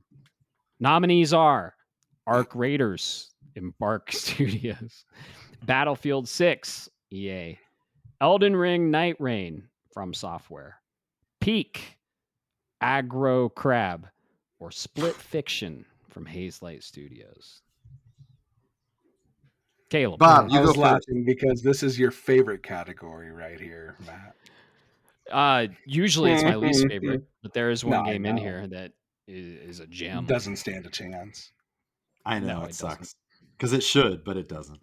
I know it should. I'm gonna ask Bob though. Bob, what do you think first about this guy? So all right, I think I know who's gonna win. Recency bias is gonna probably give it to Arc Raiders. But for sure. I'm sorry. Yeah. Split Fiction is a masterwork of a game. We played it together. I played it together with Matt. I played it with my son. That game is just amazing. So it gets my vote. Because if you played it online with any sort of distance, it ran beautifully considering there's some tight platforming that's involved. Yes. Can I ask what just your personal criteria for this? Because it is multiplayer. Obviously, you play with somebody else. But when you have something like Arc Raiders or Battlefield 6, I do think that the front runners are Arc Raiders and Battlefield 6. Like I don't think that Split Fiction has a chance. See, I don't. I would also vote for it. No, I don't either. But those are obviously like a massive multiplayer. Not to be an MMO, but they are more than 1 or 2 people at a time. So what would your personal criteria be for this? Like just, the one I like the most. Yeah, okay, that's fair. That's the one fair. I enjoyed the most, and I've only played one. Okay. Yeah. So, no, that's fair. It's got to be multiple people, and it's got to be one that I played. Yeah. It's extremely subjective, right? And you should be voting from experience. So I agree. Yeah. Bo, what's your pick? It is the recency bias. And it's not just that though. Okay, so I haven't played the final game. You know, I was in the beta for Arc Raiders. I watched. And it floored me. As a fan of extraction shooters, I was like, this is awesome.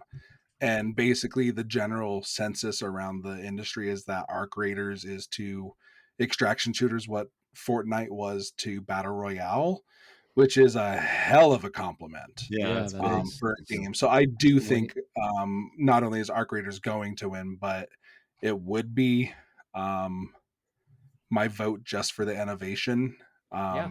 Despite loving all of these, I've played all of these. Yeah. I do think Peak has a good chance as well. Really? It is a dark horse. 10 million copies sold. It is a massive game on Steam. Very popular, and they just rolled out a big update too. So I think it's between Peak and Arc Raiders, to be honest. So okay. The only so one your that I vote don't is know Arc Raiders. The only one I don't know is Peak. Can you very quickly describe to me what kind of gameplay Peak is? I fully admit I don't know. $7.99, so smartly priced. So again, that's a shit ton of money they've made. It's a co-op game up to 4 players, and basically you're working together to climb like procedurally generated like mountains. Okay. There's different environments. That's what the updates do. They add different like traversal tools and stuff. It is a riot. It is just pure chaos. And it's awesome. Like look at now, it's kind of asymmetrical, like 3D, but it's awesome. But so it's PvE, not PvP co-op. It's not even like PvE. You're just working together to scale mountains. PV developer, player versus developer, whatever. Yeah. Okay. PVD. Okay. Nice. Well, that sounds more intriguing, honestly, to me. Like that seems like it'd be a lot of fun. So, thanks. Yeah, cool. Good to know. Yeah. Okay. So Arc Raiders, Bob, yours Split Fiction, right? Mm-hmm. And then Caleb. If I were to, I can only really guess, and I would say I think Arc Raiders is going to take it because of recency bias. Knowing watching all 4 of the 5 trailers, because I just admitted that I did not know what Peak was, but 4 of the 5, I would give it to Split Fiction because of the things I saw solely in the trailers. It's incredible. What it does for multiplayer seems to be this magical thing. Whereas the others might have really good multiplayer, but it just seems to be like, oh, you expect this multiplayer, whereas Split Fiction does some special things with it. So my vote would go to Split Fiction solely based on trailers and my respect for Joseph Ferris, but I do think Arc Raiders is going to take it.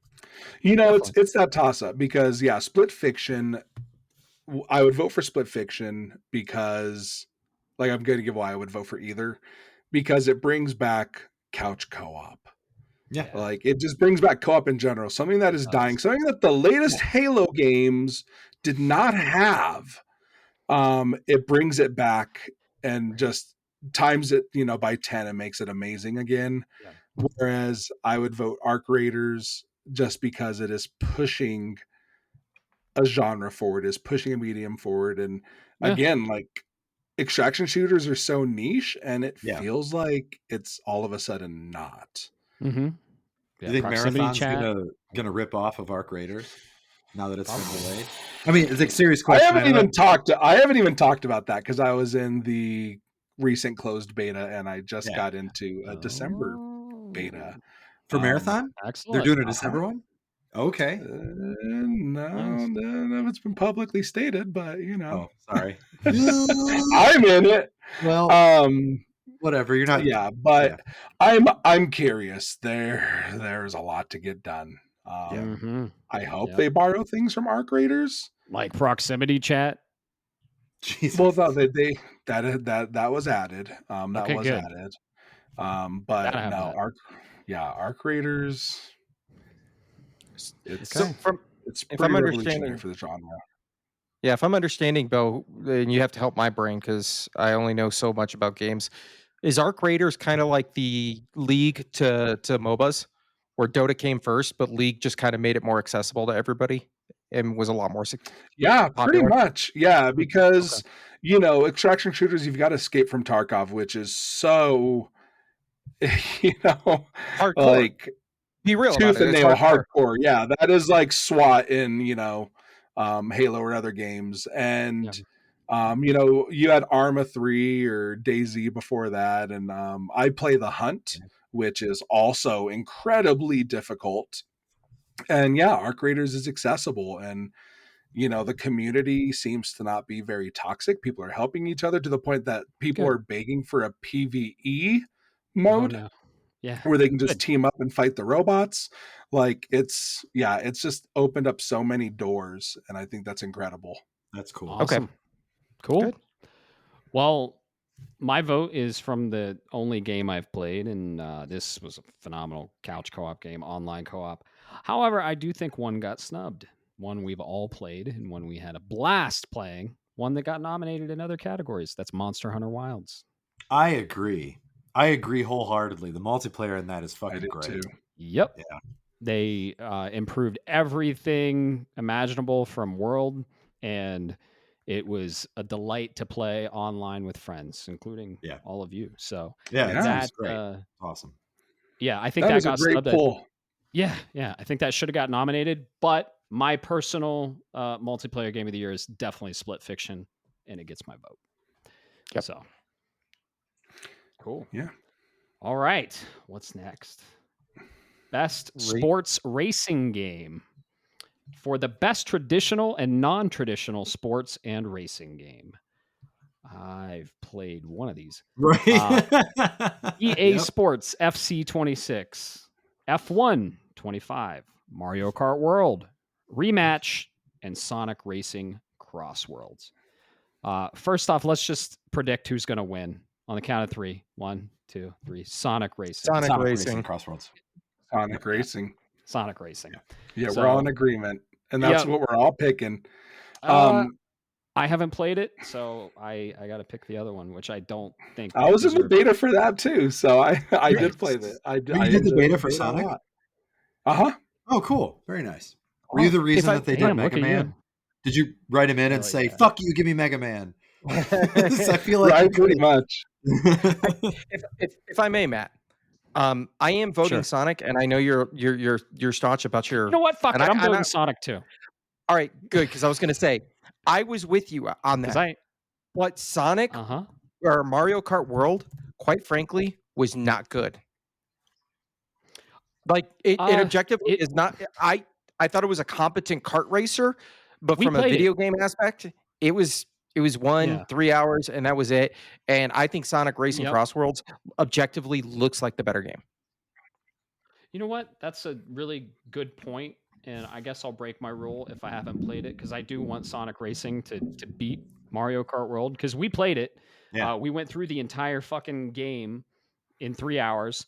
I thought it was a blast to play. I mean, it was super fun. It was just so short, and for the price, it's just I think it's a little overrated, and I think that it's not to the tier that 8 was. I loved 8, and I think it's just going to be a DLC fest from here until like 5 years, and it's just going to be a money making scheme for them. I mean, if this was a $20 game and you played the whole thing in 3 hours, it was a roller coaster ride. It was awesome. Like the last level was amazing, really cool. But I mean, the graphics are just about as good as 8 was. And it was like the marquee first party title for the Switch 2. I think it's extremely overrated. So you know what? I think I'm going to vote for Sonic Racing Cross Worlds as well. I like what they're doing. Yeah. It's not for me. This game is not for me at all. I'm not into it. But I want it to win. I want fucking Mario Kart. I would say out of. There you go. So, contest, with Mario Kart, I mean, because I had a couple friends who were on the fence about getting their Switch 2, and they have children. You know, they're like, would you recommend it? You've played everything. My honest biggest criticism of Mario Kart World was that it was a one-trick pony. It was just like it does a really good job. Good way to put it. That is a great way to put it. Yes. And then so what for everything else? Like Mario Kart 8 offers a whole bevy of shit. Mario Kart 64 offers a whole bevy of shit. There's a lot of things you can do. And then with World, it was like, okay, like it's good, but I can't get any more. That is the Switch 2 game that my 4-year-old plays the least. Yeah. Which is weird, right? You would think that's weird. I remember playing Mario Kart 64 a bajillion fucking times when when it came out on 64. I wanted to do all the things. And in Mario Kart World, I don't want to say I don't care, but I don't care. It's like, I played it, it's fine. Like, it's a good game. It's solid enough, mid-80s, fine. That's what I would rate it. But when I want a new Mario Kart game, I expect like a fucking 93. Like that's just, and I know that that's a high mark, but I'll just go back to the last one and get that 93 experience instead of the new one. Exactly. Yeah. 8 is still awesome. It has so many tracks. Like the amount of tracks the world has is like weak. Well, and part if of you're like, oh, they're gonna add new tracks. Well, okay, to an $80 fucking game, you're gonna add DLC and new tracks. Nah, man. Well, then they had the whole like, oh, you can drive around the world. It's open world, and it's like this might be the worst open world that I've ever. That was their big draw, and that's I think that's my biggest issue. Is that was their big thing. It's called Mario Kart World, and that part sucks. Yeah, and not again. The worst part of the game. I'm comparing apples to zucchini. I totally admit that. But like Forza Horizon 3, 4, and 5, they're arcadey racers that have a semi-open world thing. You can drive around and just do goofy shit, and they're awesome. And no, I didn't think Mario Kart was going to do that. But like, you're telling me you got an open world thing here, you got to give me something. You got to give me a little bit of that Forza feeling or whatever. Yes. And they just didn't. It was like, oh, you can drive around and you can teleport. Okay. I don't care. That's not that fun for me. I'd like to drive around the world. I don't even own it anymore. I played Bob's copy for 3 hours and I sold it. Yeah. I sold my code because I was like, I'm just not interested in this. It doesn't hold like, my use case is unique, and I do like single player games usually. And but I mean, I just didn't have a reason to own it. So when my niece was here this weekend, I haven't bought a Switch 2 game yet. Same situation. When my niece visited before, like when I had the Switch 1 or we go home for the holidays, it was Super Smash Brothers. We would play Mario Kart on that. We would play, Super Mario Wonder. Like we would play those things. She like looked at Mario Kart World and was like, "No, thank you." Like she just didn't care. And that's like not what you want to say about the new Mario Kart game from Nintendo. And that again, I don't mean to shit on Nintendo because it was very good. Yeah. It's just compared to it was a roller coaster ride. It was like, okay. I think we need to get Matt and Caleb more excited about games again. So I think Caleb should take this next category. What do we got? Is this Sim strategy? On. So best sports race, we're all voting for. Oh, Sonic. We're on agreement, and I think Sonic will win. Yeah, agreed. Yep. Agreed. Oh, dang. The next category. This is easy for me, dog. This is an easy one. Take it from the top, Caleb. Go ahead, Matt. This is the best game focused on real-time or turn-based simulation or strategy gameplay, irrespective of platform. Caleb, take this away, buddy. Okay. Best sim strategy. Number one, there's 6 nominees here. There is Final Fantasy Tactics: The Ivalice Chronicles, Jurassic World Evolution 3, Sid Meier's Civilization 7, Tempest Rising, The Altars, and 2 Point Museum. Now, I'm not going to shit on Bob. Yeah, Bob just disappeared. I came back and I was like, did I break everything? I will fully admit I don't know enough about 2 Point Museum. I've heard great things. I've read great things, but I have not played it personally. Civilization 7, I have a couple friends of mine that are big into the Civilization series. That's, good for them. They were disappointed. They still prefer 5, like 4 or 5 is their jam. Not to shit on 7, but they just prefer 4 or 5. The Jurassic World Evolution 3 is another one that I know of, have not personally played. And then I do know Tempest Rising and The Altars. But this, again, I'm biased. It's Final Fantasy Tactics: The Ivalice Chronicles for me. That is like a fucking slam dunk. And I know it's kind of shitty because it's a re-release from 1997.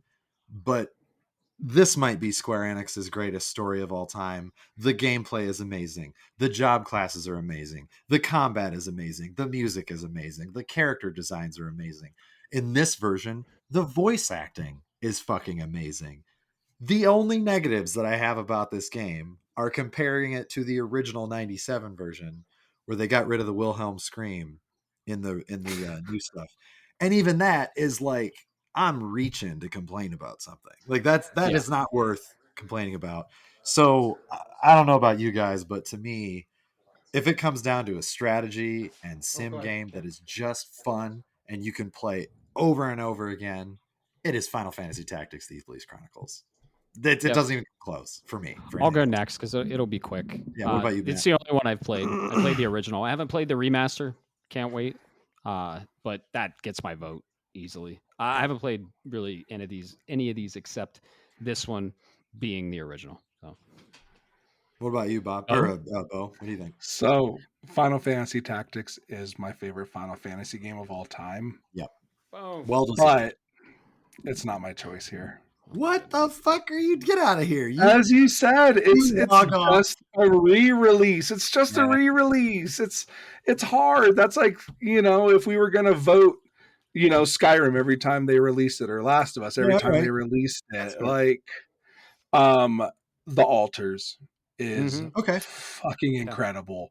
If you don't know anything about it, I could not recommend it more. I played it on Steam. It is awesome. Like there's nothing else like it. Very cool. Yeah, it's that new IP thing. I get it. Mm-hmm. I totally get it is the new IP. Yeah. And we I all get know that. I do get that.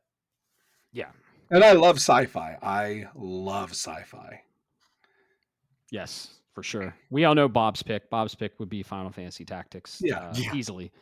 So because he has we've talked about Civ. He loves Civ, but Civ 7 has some major issues. Oh yeah, exactly. So what do you guys the mental issues? What do you guys think will actually win? The Altars. I actually do think the Altars will pull the win. I do. A lot of people wanted the Altars to get more nominations. And this is the only category, so I think it's going to take it. Yeah. Okay. Yeah. I think so too, for sure. Bob has messaged us. His internet is having some issues. It might have gone out. So we'll see, but the show must go on. So Final Fantasy Tactics, the Evilise Chronicles gets the vote from me, Bob, and Caleb, and then the Altars for Bo. Anything that we think was snubbed in this category, or I'm not really big on the sim stuff for strategy. Sim strategy. I'm not really big on this year. No, in other years I probably would have been able to come up with something, but this year I actually think I was scraping the bottom of the barrel for the 3 nominees that I did. Hey, Bob's back. Welcome back, Bob. I hope you're okay that we picked the Evilise Chronicles for you because we assumed that was your best sim and strategy game of the year. I only played two of them, and the other one was Civ 7, and Civ 7 was, let's just say, it's not Evilise Chronicles. There you go. But yeah, in previous years, the only other thing that I would be able to nominate would be something like Fire Emblem or Triangle Strategy, and I don't know of anything like that came out this year that was not on this list. And I would love if somebody was like, "Yo, there's like 5 others, you idiot." Let me know. I don't know what they are. Yeah. You weren't here, Bob. I stated how Tactics is my favorite Final Fantasy game of all time, but I have to vote the Altars. It's the new IP, but it's so fucking cool. It is so cool. Yeah, and honestly, there is a dark horse in this, from my understanding. And you might be able to help me out with this, Bo. Is 2 Point Museum. So I've played 2 Point Hospital. I haven't played Museum. And yeah, it's a cool little series of games. I know it's got a big following, but I don't know. We think me, Matt, and Caleb think that the Altars will take it. Yeah. Okay. Yeah, I could see that. Even if I don't agree with it. Yeah, like I would love the Tactics to take it. I said it's hard for me to pick a re-release, and I use the example of how many times has Skyrim been re-released or Last of Us, and you can't just be like, oh yeah, Last of Us game of the year 3 years in a row. Right, that's fair. Yeah. The big reason but Tactics is phenomenal. Yeah, I push for it because this is like, I mean, the last time we saw it was War of the Lions, and the last time we saw it before that was the OG. It's not like, I mean, you're right. It's not like it's released every year like The Last of Us, but I think it's the best thing that Square Enix story-wise has ever done. And the game is really fun to play over and over and over again. Couldn't agree more. 7's my favorite. Yeah. Tactics is like it's like this close, dude. It's so hard. And that says a lot. I cheat every time where I'm like, it's not a main line, so I don't count it. But that's just because of how good it is. Like I love tactics. If somebody asked me that I had to pick one game to play for the rest of my life, it is always such a toss-up between OG7 and Tactics. I think Tactics would give me more Tactics got me into Final Fantasy, Yeah, and that's when I went and played 7 after. Oh, very cool. I'm very excited to play the remaster. So that's great. Great job. Yeah. Good one. Good one. All right. Best family game. For the best game appropriate for family play, irrespective of genre or platform. So, nominees: Donkey Kong Bonanza, Nintendo Entertainment; Lego Party, SMG Studio; Lego Voyagers, Light Brick Studios; Mario Kart World, Nintendo Entertainment; Sonic Racing Crossworlds, Sonic Team; Split Fiction, Hazelight Studios. Best family game here. What are we picking? Who wants to go first? Bob, go first. Since you were I'll having some issues with the internet. Yeah. No. All right. So short answer. I played 2 of these, and I played 2 of them with my family, with my kids. Right. Mario Kart World was great until you play couch co-op. It drops to a staggering lower frame rate. So on that nomination alone, or on that premise alone, I think Split Fiction is an amazing game. It is a great introduction to platformers, and it's a great introduction to a lot of different genres because there's a lot of callbacks to the sibling. Well, mom said it's my turn in its level design. I'm sorry, Split Fiction is an amazing game, and I vote for it. Do I think it'll win? No, but it's got my vote. Yep. I'll go next. Keep it simple. I completely agree with what you said. Split Fiction gets my vote as well. Caleb. Yep, same. I actually would vote same. for, Okay. I would vote for Donkey Kong Bonanza. And the only reason is the age variant. When you're talking a family game, I have friends of mine that have kids that are 3 years old, 6 years old, 9 years old, 12 years old. Across the board, they all favor Donkey Kong Bonanza. And that's not to say that Split Fiction they wouldn't, but I feel like when you're talking specifically a family game, that just appeases all ages, right? And you haven't played Split Fiction, so you don't know. Right. Well, I mean, I know enough that I would vote for that for my family, but seeing all of the other, if somebody comes to me, if multiple families come to me and say, I want you to give me a recommendation, what would my kids like? What would I like? What would my wife like? What would we all like? I would lean towards Donkey Kong Bonanza more than I would lean towards Split Fiction, just because it sort of checks all the boxes as a generality. No, that is fair. But that's fair. I mean, I would hope Split Fiction's awesome. It looks great. I'm sure it's has a huge chance to win because Joseph Ferris and his team are great. But when I see the word family, I have to go with a wider net. You know what I mean? Like if a kid doesn't like a shooter, doesn't like a certain level, they're out of Split Fiction. But Donkey Kong, monkey punch things, get banana, and you play with dad or mom, like that to me seems like a more family oriented thing. So that's where my vote goes. Okay. Yeah. See, no, I vote for Split Fiction only because I haven't played Lego Party. Lego Party is supposed to be excellent. I mean, it's literally Mario Party with Legos, which sounds fun. Yeah.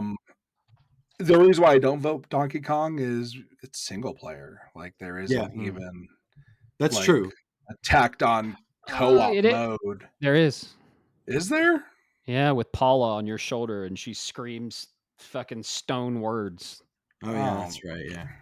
Yeah. I mean, well, it's like Mario Kart or Mario Odyssey, where like one of you could control the cap or you know. Galaxy when you can. Yeah. What do you guys think will win? Oh, Bonanza easily. Yeah. This will be where Bonanza wins. Because it's nominated for Game of the Year as well. Like anything in the Game of the Year nominations, well, spoiler, is it'll probably win. My 4-year-old loves Bonanza. I do want to play it. It's so good. I'll get the fucking complete edition when it comes out, when all the DLC is included. I'm only going to buy the DLC. I'm not even going to buy the base game. Oh shit! Why didn't they just nominate the DLC? Right. crazy. Anything we think was snubbed? I'm not really big on the family games. You know, I don't really have I'm actually a little surprised that Mario Party, was it Jamboree? Mm. Because I've heard awesome things about. I have not played it, so I actually don't know. But I'm a little surprised because I thought it was done pretty well. That's not. I thought it was technically last year. Yeah, they just did the Switch 2 version when they released the like DLC for it. Yeah. Well, but I'm surprised that the DLC didn't make it on there, since DLC is apparently. I know. You know what I mean? That's fair. Like, honestly, that's fair. Yeah. Fair. Okay. Cool. Best fighting game again. Well, you know, Matt. Here's the thing. Oh God. Okay. Are you gonna follow up on that? No, I'm not. I'm just gonna let you continue. Okay. Best fighting game. This also is relevant to me, but relevant to you guys for sure. For the best game designed primarily around head-to-head combat, we have 2XKO Riot Games, Capcom Fighting Collection 2, Capcom, Fatal Fury, City of the Wolves, SNK, Mortal Kombat Legacy Collection with a K, Digital Eclipse, and Virtua Fighter 5 REVO World Stage from RGG Studios. I'll go first. I'm probably just gonna pick what you guys pick. I haven't played any of these. I'll probably actually I give it to Mortal Kombat just because I'm so familiar with it, and I've played it. I haven't played this particular one, but I've of course played the ones on know SNES, and I love Mortal Kombat, so Mortal Kombat gets my vote, even though I haven't played it. How about you guys? Caleb. I got Caleb. So I would give it to the Capcom collection because we finally got one of the favorite fighting games of all time in that collection. And then the other ones were just sort of a happy bonus. I personally was more of a Mortal Kombat fan as a kid. Not that I didn't like Street Fighter. I gravitated towards Mortal Kombat. But from fighting game mechanics, I do think that Street Fighter has just, and Marvel vs. Capcom and these other games have just been like stellar. So that's where my vote would be. I personally think that Virtua Fighter should actually win, but I don't think it will. I don't think it has enough of a following. I think it's too hard. Unfortunately. But Virtua Fighter is probably, out of this group of fighting games, it's probably mechanically the most refined. It's just so fucking hard that like 8% of people play it. So, but I'm going to go with the the Capcom collection. Okay. What do we think is going to win? I honestly have no idea. No. We'll get there. We'll get to who we think is going to win. Anybody that knows me knows Mortal Kombat is my jam. But I'm gonna pick. I'm gonna pick Capcom Fighting Collection 2 for 2 reasons. Because there are 2 games on there that are finally fucking available somewhere besides a Dreamcast. Yep. And that is Power Stone 1 and Power Stone 2. Yep. And if you ever played any of those games, you understand why I am picking that, because those games are goated. And it's a shame that they were restricted to just one system or emulators. So yeah, Capcom. All right. Indeed.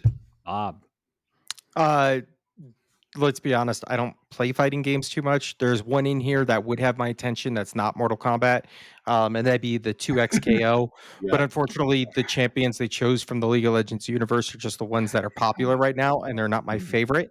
Because if you give me Jin, I'm in that game like immediately. Bo knows what I'm talking about. I've got to go with Mortal Kombat because I played the originals and I heard they did a really good rendition of them. I would go with you on Power Stone, and I know the legends of Power Stone, but I never played them, so I can't speak to it. I will, just weirdly, do you think next year, this is a lock for Marvel Tokon?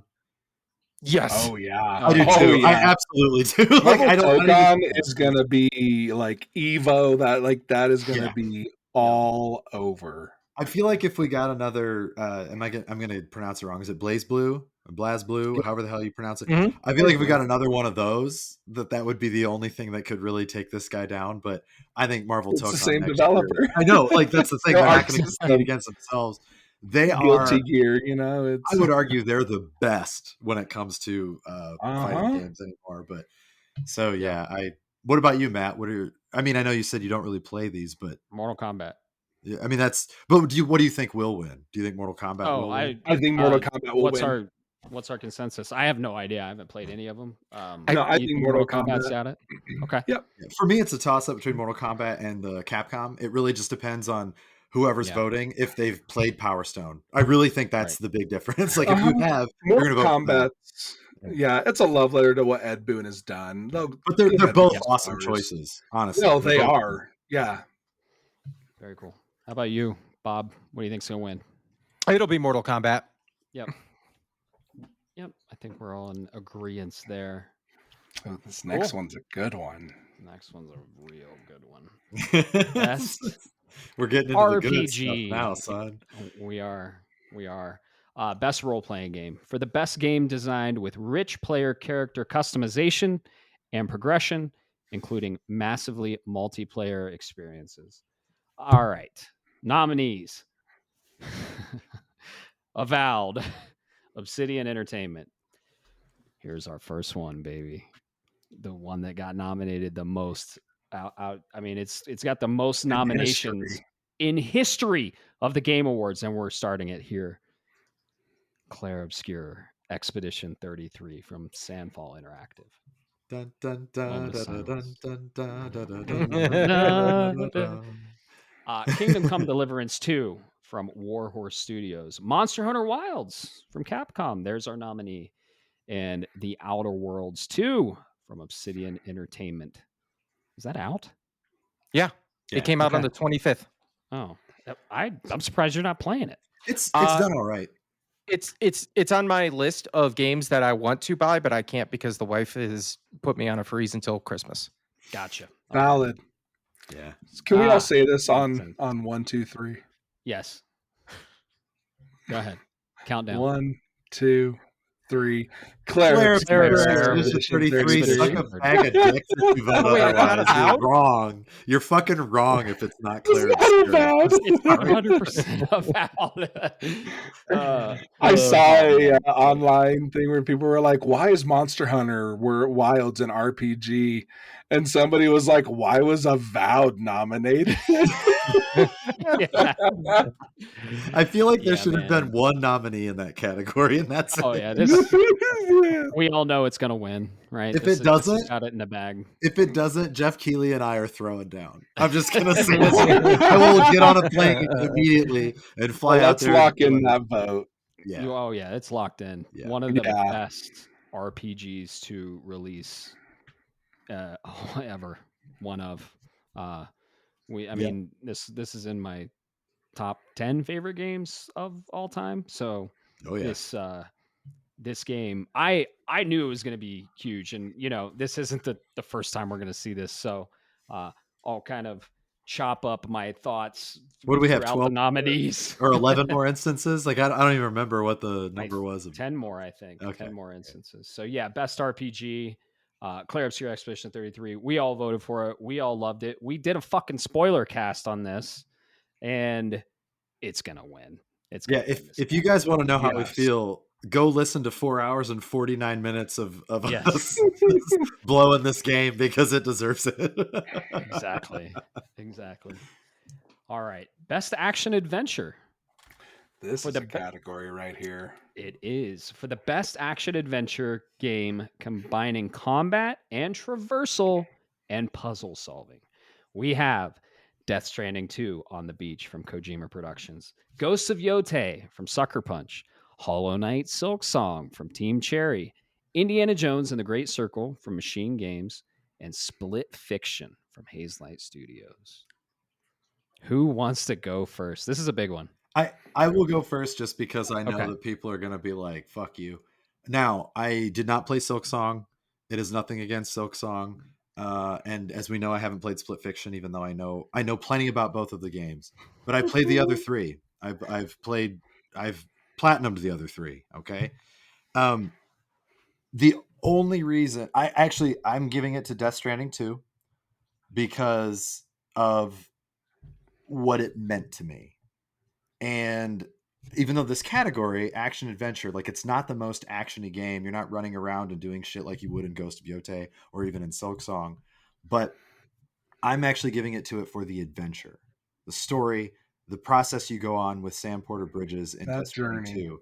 It was very, very special. Another spoiler cast that we did was Death Stranding 2. It was. And I think that even though a lot of I think any one of these 5 could win. I really do. Yep. I think the last place, unfortunately, Indiana Jones, it's not bad. I had a great time with it. But I think of these 5 games, I think it's probably the weakest as a whole package. And that is not shitting on it. I'm comparing like a 93 to a 92 to a 91 to an 89 to an 88. Like they're all very, very good. I think all of these are really good choices. But Death Stranding 2 did something that the others could not for me. And that's the main reason that I am picking that vote. But I could be swayed either way. Like if somebody had a really good argument to say, fuck you, you're wrong, I would listen because they're all great choices. So for me, Death Stranding 2. What about you, Bob? You go next. I'm going to just follow that right up and continue to sing those praises. Death Stranding 2 is an amazing game. If you look at the description about combat and traversal and puzzle solving, it's all there. It's not in the traditional sense. And what they did to upgrade Death Stranding 2 with its combat system definitely gives it a little bit more of that action flair. We'll get more into it later. But yeah, Death Stranding 2, 100%. This one, and I think it is going to win this category. Okay. Yeah. I think the only one that could fight it would be Silk Song, but yes. Continue. Yes, I agree. Yes. I agree. True. This one was another heavily nominated one for this year. Bo, what's your vote? I know you know what you think I'm going to say. You're going to be like, this game was awesome, but... My vote for action adventure would be Indiana Jones. Wow. Okay. I'm actually thinking we'll get there. I think it was snubbed for Game of the Year. I think it deserved a spot. I think the quote unquote, whatever 13 years of Xbox, it should have ended with Indiana Jones. I am shocked that it was not nominated, honestly. Okay. I do think as far as when we are looking at best action adventure game combining combat, traversal, and puzzle solving, I mean, you are Indiana Jones. Like, it's true. That game it's very good. It's better than the most recent 2 movies. The story is great. The puzzle solving is great. The exploration, like, it does everything exceptionally well. Do I agree with Caleb that it might be the weakest of these games? Yeah. But do I think it's the best action adventure? Yes. Okay. I will say I had a really hard time with this category myself because I was worried that I was more biased because, again, going back to my film background, one of my favorite original films is Raiders of the Lost Ark. I fucking love Indiana Jones. I love Star Wars, love Indiana Jones, Back to the Future, and Terminator are like the ones that I would say are just sort of upper echelon, right? Classic movies that just are great every time you watch them. And I was worried that I was being a little biased because I loved this game more than I thought I would. Now, I got real specific and picky when I was thinking about traversal. And I mean, you mentioned the combat, and the combat with Indiana Jones was very well done. The first person, however, I was like, I wish I could have done more with my whip, or I wish I could have done more with right. I mean, you can do stuff. It's not like I'm shitting on it. It was like, if Kojima did not make the most perfect fucking sequel of a game, I feel like I probably would have leaned towards this for action adventure because the action was great. Indiana Jones is about an adventure. Sure. You're going on. It's literally the ultimate adventure. The story was so good. Like you said, it was better than the last 2 fucking movies, which was like amazing. So yeah, I absolutely respect your choice. I don't want to make it sound like I was shitting on Indiana Jones by saying no, I know you weren't. We've talked about it outside of this. Yeah. So yeah, I know you guys expected me, who fucking loves Kojima. Yeah, I know. No, I thought that it was going to be between Death Stranding and Silk Song for you. I did not think Mr. PlayStation fanboy, Kojima fanboy. No, I am going Indiana Jones. No, a lot of respect for that choice because it's also a great choice. Yeah. I think Silk Song will win this category. Yeah, I do too. I think Silk Song's going to win it. I've played 4 of these games. I've beat 3 of them. My vote goes to Death Stranding 2 on the beach. So can I ask who would have thought I'd be the odd man out on this? That's crazy, right? Because I know that you love Silk Song quite a bit. I did. Can I ask you why? I consider it more of a Metroidvania, and the combat and traversal. What encompasses traversal more than Death Stranding? Yeah. Bingo.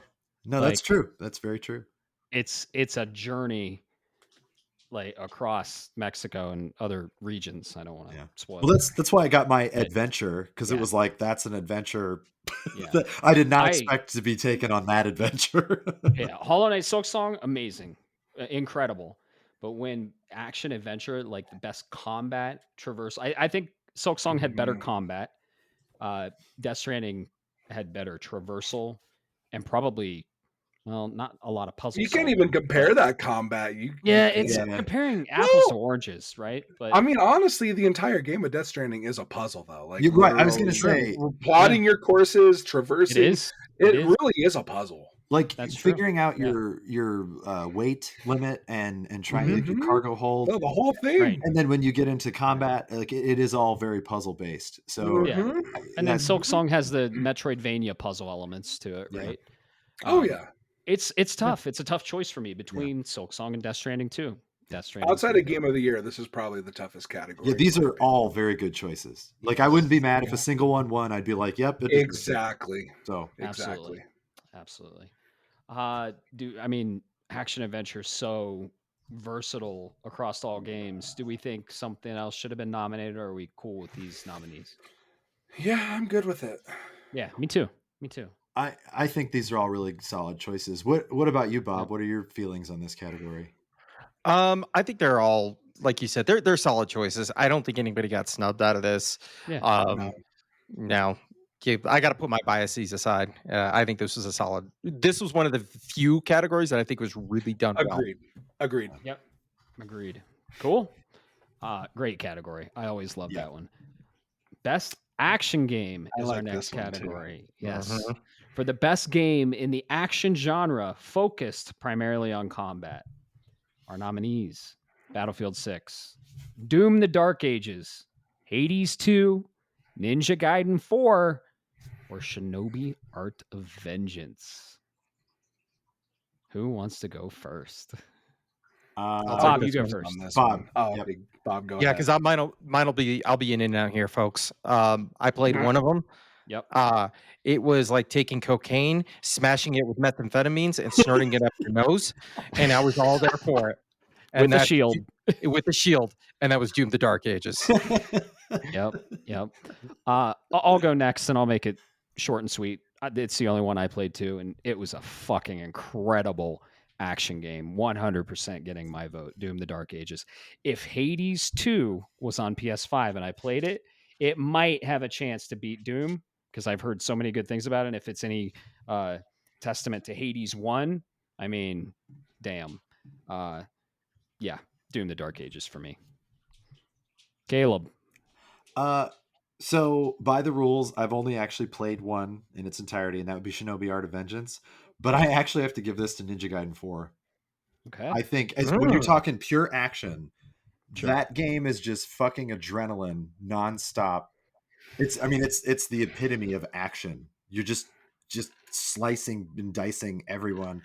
And Shinobi, while I had a great time with it, and I didn't play Doom: The Dark Ages yet, so that probably would be another choice that I would make. Or Eternal. I gotta play Eternal too. I don't know that I consider those as action-y as like a shooter. I mean, I know it's action based, but when I think of an action game, I'm thinking of all the different various inputs that you can make. And not that Doom doesn't have that, but Doom is a little more simple than something like a Ninja Gaiden game. You know what I mean? Like you're doing combos, you're avoiding shit, you're doing this stuff. Whereas in Doom, I love Doom 2016. You are running and gunning, and they simplified it on purpose, where it's like, all right, you're going to shoot this guy till he's weak, and then you're going to rip him in 15 pieces. That's awesome. That's great. But that's all you're getting. Whereas Ninja Gaiden 4, you make a mistake, you're fucking toast, right? I mean, that's like Ninja Gaiden games are not easy. Shinobi. If Shinobi were a 3D platformer, I probably might have leaned more towards that. The biggest reason I don't give it to Shinobi, as much as I loved it, there were certain aspects of that game that I was like, what the fuck were you guys doing? I still give it like an 87 or an 88, but near the end, it was like this platforming is just kind of jank for the extra stuff. And I think that's a misstep when it comes to category being best action game of the year. So that's where I would lean, but it's another one of those where I could see any of these winning, except I will say, I don't know that Battlefield 6 belongs here. I agree with that, but I love Battlefield. I agree too. 6. I think I'm approaching like 80 hours in it. It does not belong in action game. Like, I feel like if you're going to have Ninja Gaiden 4, why do you not have Ninja Gaiden Ragebound here? Like, really? No, I agreed. Agreed. I would get rid of Battlefield 6 and put Ragebound here. But yeah, so what about you, Bo? What are you thinking? Ninja Gaiden. It is Ninja Gaiden 4. I have been playing it. It's like my interim. Like, I'll play a handful of hours of Ghost, and I'm like, I got to get my, I'm exploring the fields and it's pretty, and I'm like, nah, I need my Monster Energy drink. Let's fucking go. Yeah. Ninja Gaiden 4. Have you played it yet, Caleb? I have not actually. I played all the other ones. Mechanically, oh my god, it's Platinum Games at the top of their game. Like, it is. Yeah, the windows are so tight. Like he said, if you fuck up, like, that's it, game over. There are you like your character has no iframes, so you just get the shit juggled out of you if you fuck up. But when you hit it, like I sent that video in the chat, like when you were on it, oh my god, it's so satisfying. If it wasn't for like there's a lot of downtime in Hades, because you're doing the relationships, you're talking, so it's not that moment to moment action. Otherwise, Hades would be my vote. And I do love Doom: The Dark Ages. I think it's my least favorite of the trilogy, of the new 3. I think it's my second favorite. You like it over Doom 2016? Yes. I mean, the music is my favorite, but it's actually my favorite, Bo, of the trilogy. Oh, wow. See, that's the cool thing about the trilogy is each one is so different that there's one for everybody. Because there's people that just did not like the platforming in Eternal, which I get. Like, that's awesome. Yeah, I love that we all have different ones. Yeah, like for me though, as far as like a best action game, I think, and not to say that the other ones don't have the constant adrenaline. I mean, Hades 2, we all know it's an amazing game, even if we haven't played it yet. I mean, you played it on PC, I assume, Bo, right? Hades 2, yeah. Oh yeah. I'm waiting for the PS5 release. I know that game is going to be get it again. I don't need. It's been really hard for me not to buy it on my Switch too, just because I loved Hades. But for me, the thing about an action game is I'm big into narratives, but an action game doesn't need a narrative. It doesn't need it. Exactly. It can be there. And the Ninja Gaiden is batshit bonkers for like 1, 2, and 3. Like, who gives a fuck? Like, there's this giant centipede and this demon thing. Like, who cares? All the reviews were like, the narrative sucks, and I was like, okay, your first time. Normally, I would say that's a bad deal, but for Ninja Gaiden games and action games, no. And so the argument, even though you could make that for Doom: The Dark Ages, and you would be right to do so, I feel like you need, for an action game, you need that adrenaline pumping, that constant instant gratification of just, how can I play this? How can I be like amped up? I mean, you said it, the cocaine trip, like, you're just like, Bob said it with the drugs. Yeah. But I kind of when I pick the games for like fantasy draft and stuff, seeing these trailers and knowing enough about the games, I was like, Ninja Gaiden has to get it, right? and usually I would say I have to only vote from what I played. And Shinobi Art of Vengeance is good. It's good, but I think Ninja Gaiden is a better action game based on the trailers alone. And I'm looking forward to playing Doom. So I'm not discounting it. I don't know. I feel like Ninja Gaiden is like I mean, I really want to play it, but I haven't played it. That series is cream of the crop. I mean, it's no different than if you had a new Bayonetta or a Devil May Cry. Like, there's just some games that, they are pinnacle. Yeah. Any nominees we think should have been in there, or are we happy with this? Well, obviously, we agree that Battlefield should not be in there. Right. Yeah. Yeah. It's a weird choice. Weird place for a multiplayer game. It's the only other one that I would say would belong in there. But I don't know. That's a tough one. Right. All right. I feel like, honestly, I feel like this would have been a good category for Borderlands. Yeah, actually, that's true. I had a lot of issues with it. Obviously my experience with that game was bad, but I feel like it's a perfect spot for Borderlands 4. Yeah. Instead of Battlefield 6. Yeah. That's what I would put in Borderlands 4, and yes, where there were some issues, it was very, very good. The gameplay was fun, the mechanics were fun, the traversal was miles beyond 1, 2, and 3. Like, it was good. So I think you're right. I think if anything, this is where it probably should have been. Yeah, would have been here. I like that. I would agree with that. Yeah. And that's a lot coming from me. So. I know. That's crazy. Real. Because you're like, I'm never finishing this game. And we all three are. It was a broken mess. And I love Randy Pitchford. Super fun. I played it late. I did. I was a couple weeks late, so I got a couple patches before I could even start it. Yeah. And it's better now. It doesn't crash. I haven't had any memory leak. Crazy concept. Yeah. So thanks so much for listening to part 1. We actually had to split this episode into 2 parts, and we are going to stop here. If you want to listen to part 2 and get into the really good stuff for the Game Awards voting, head on over to part 2. We have that posted now. So thanks so much for listening. Keep the conversation going.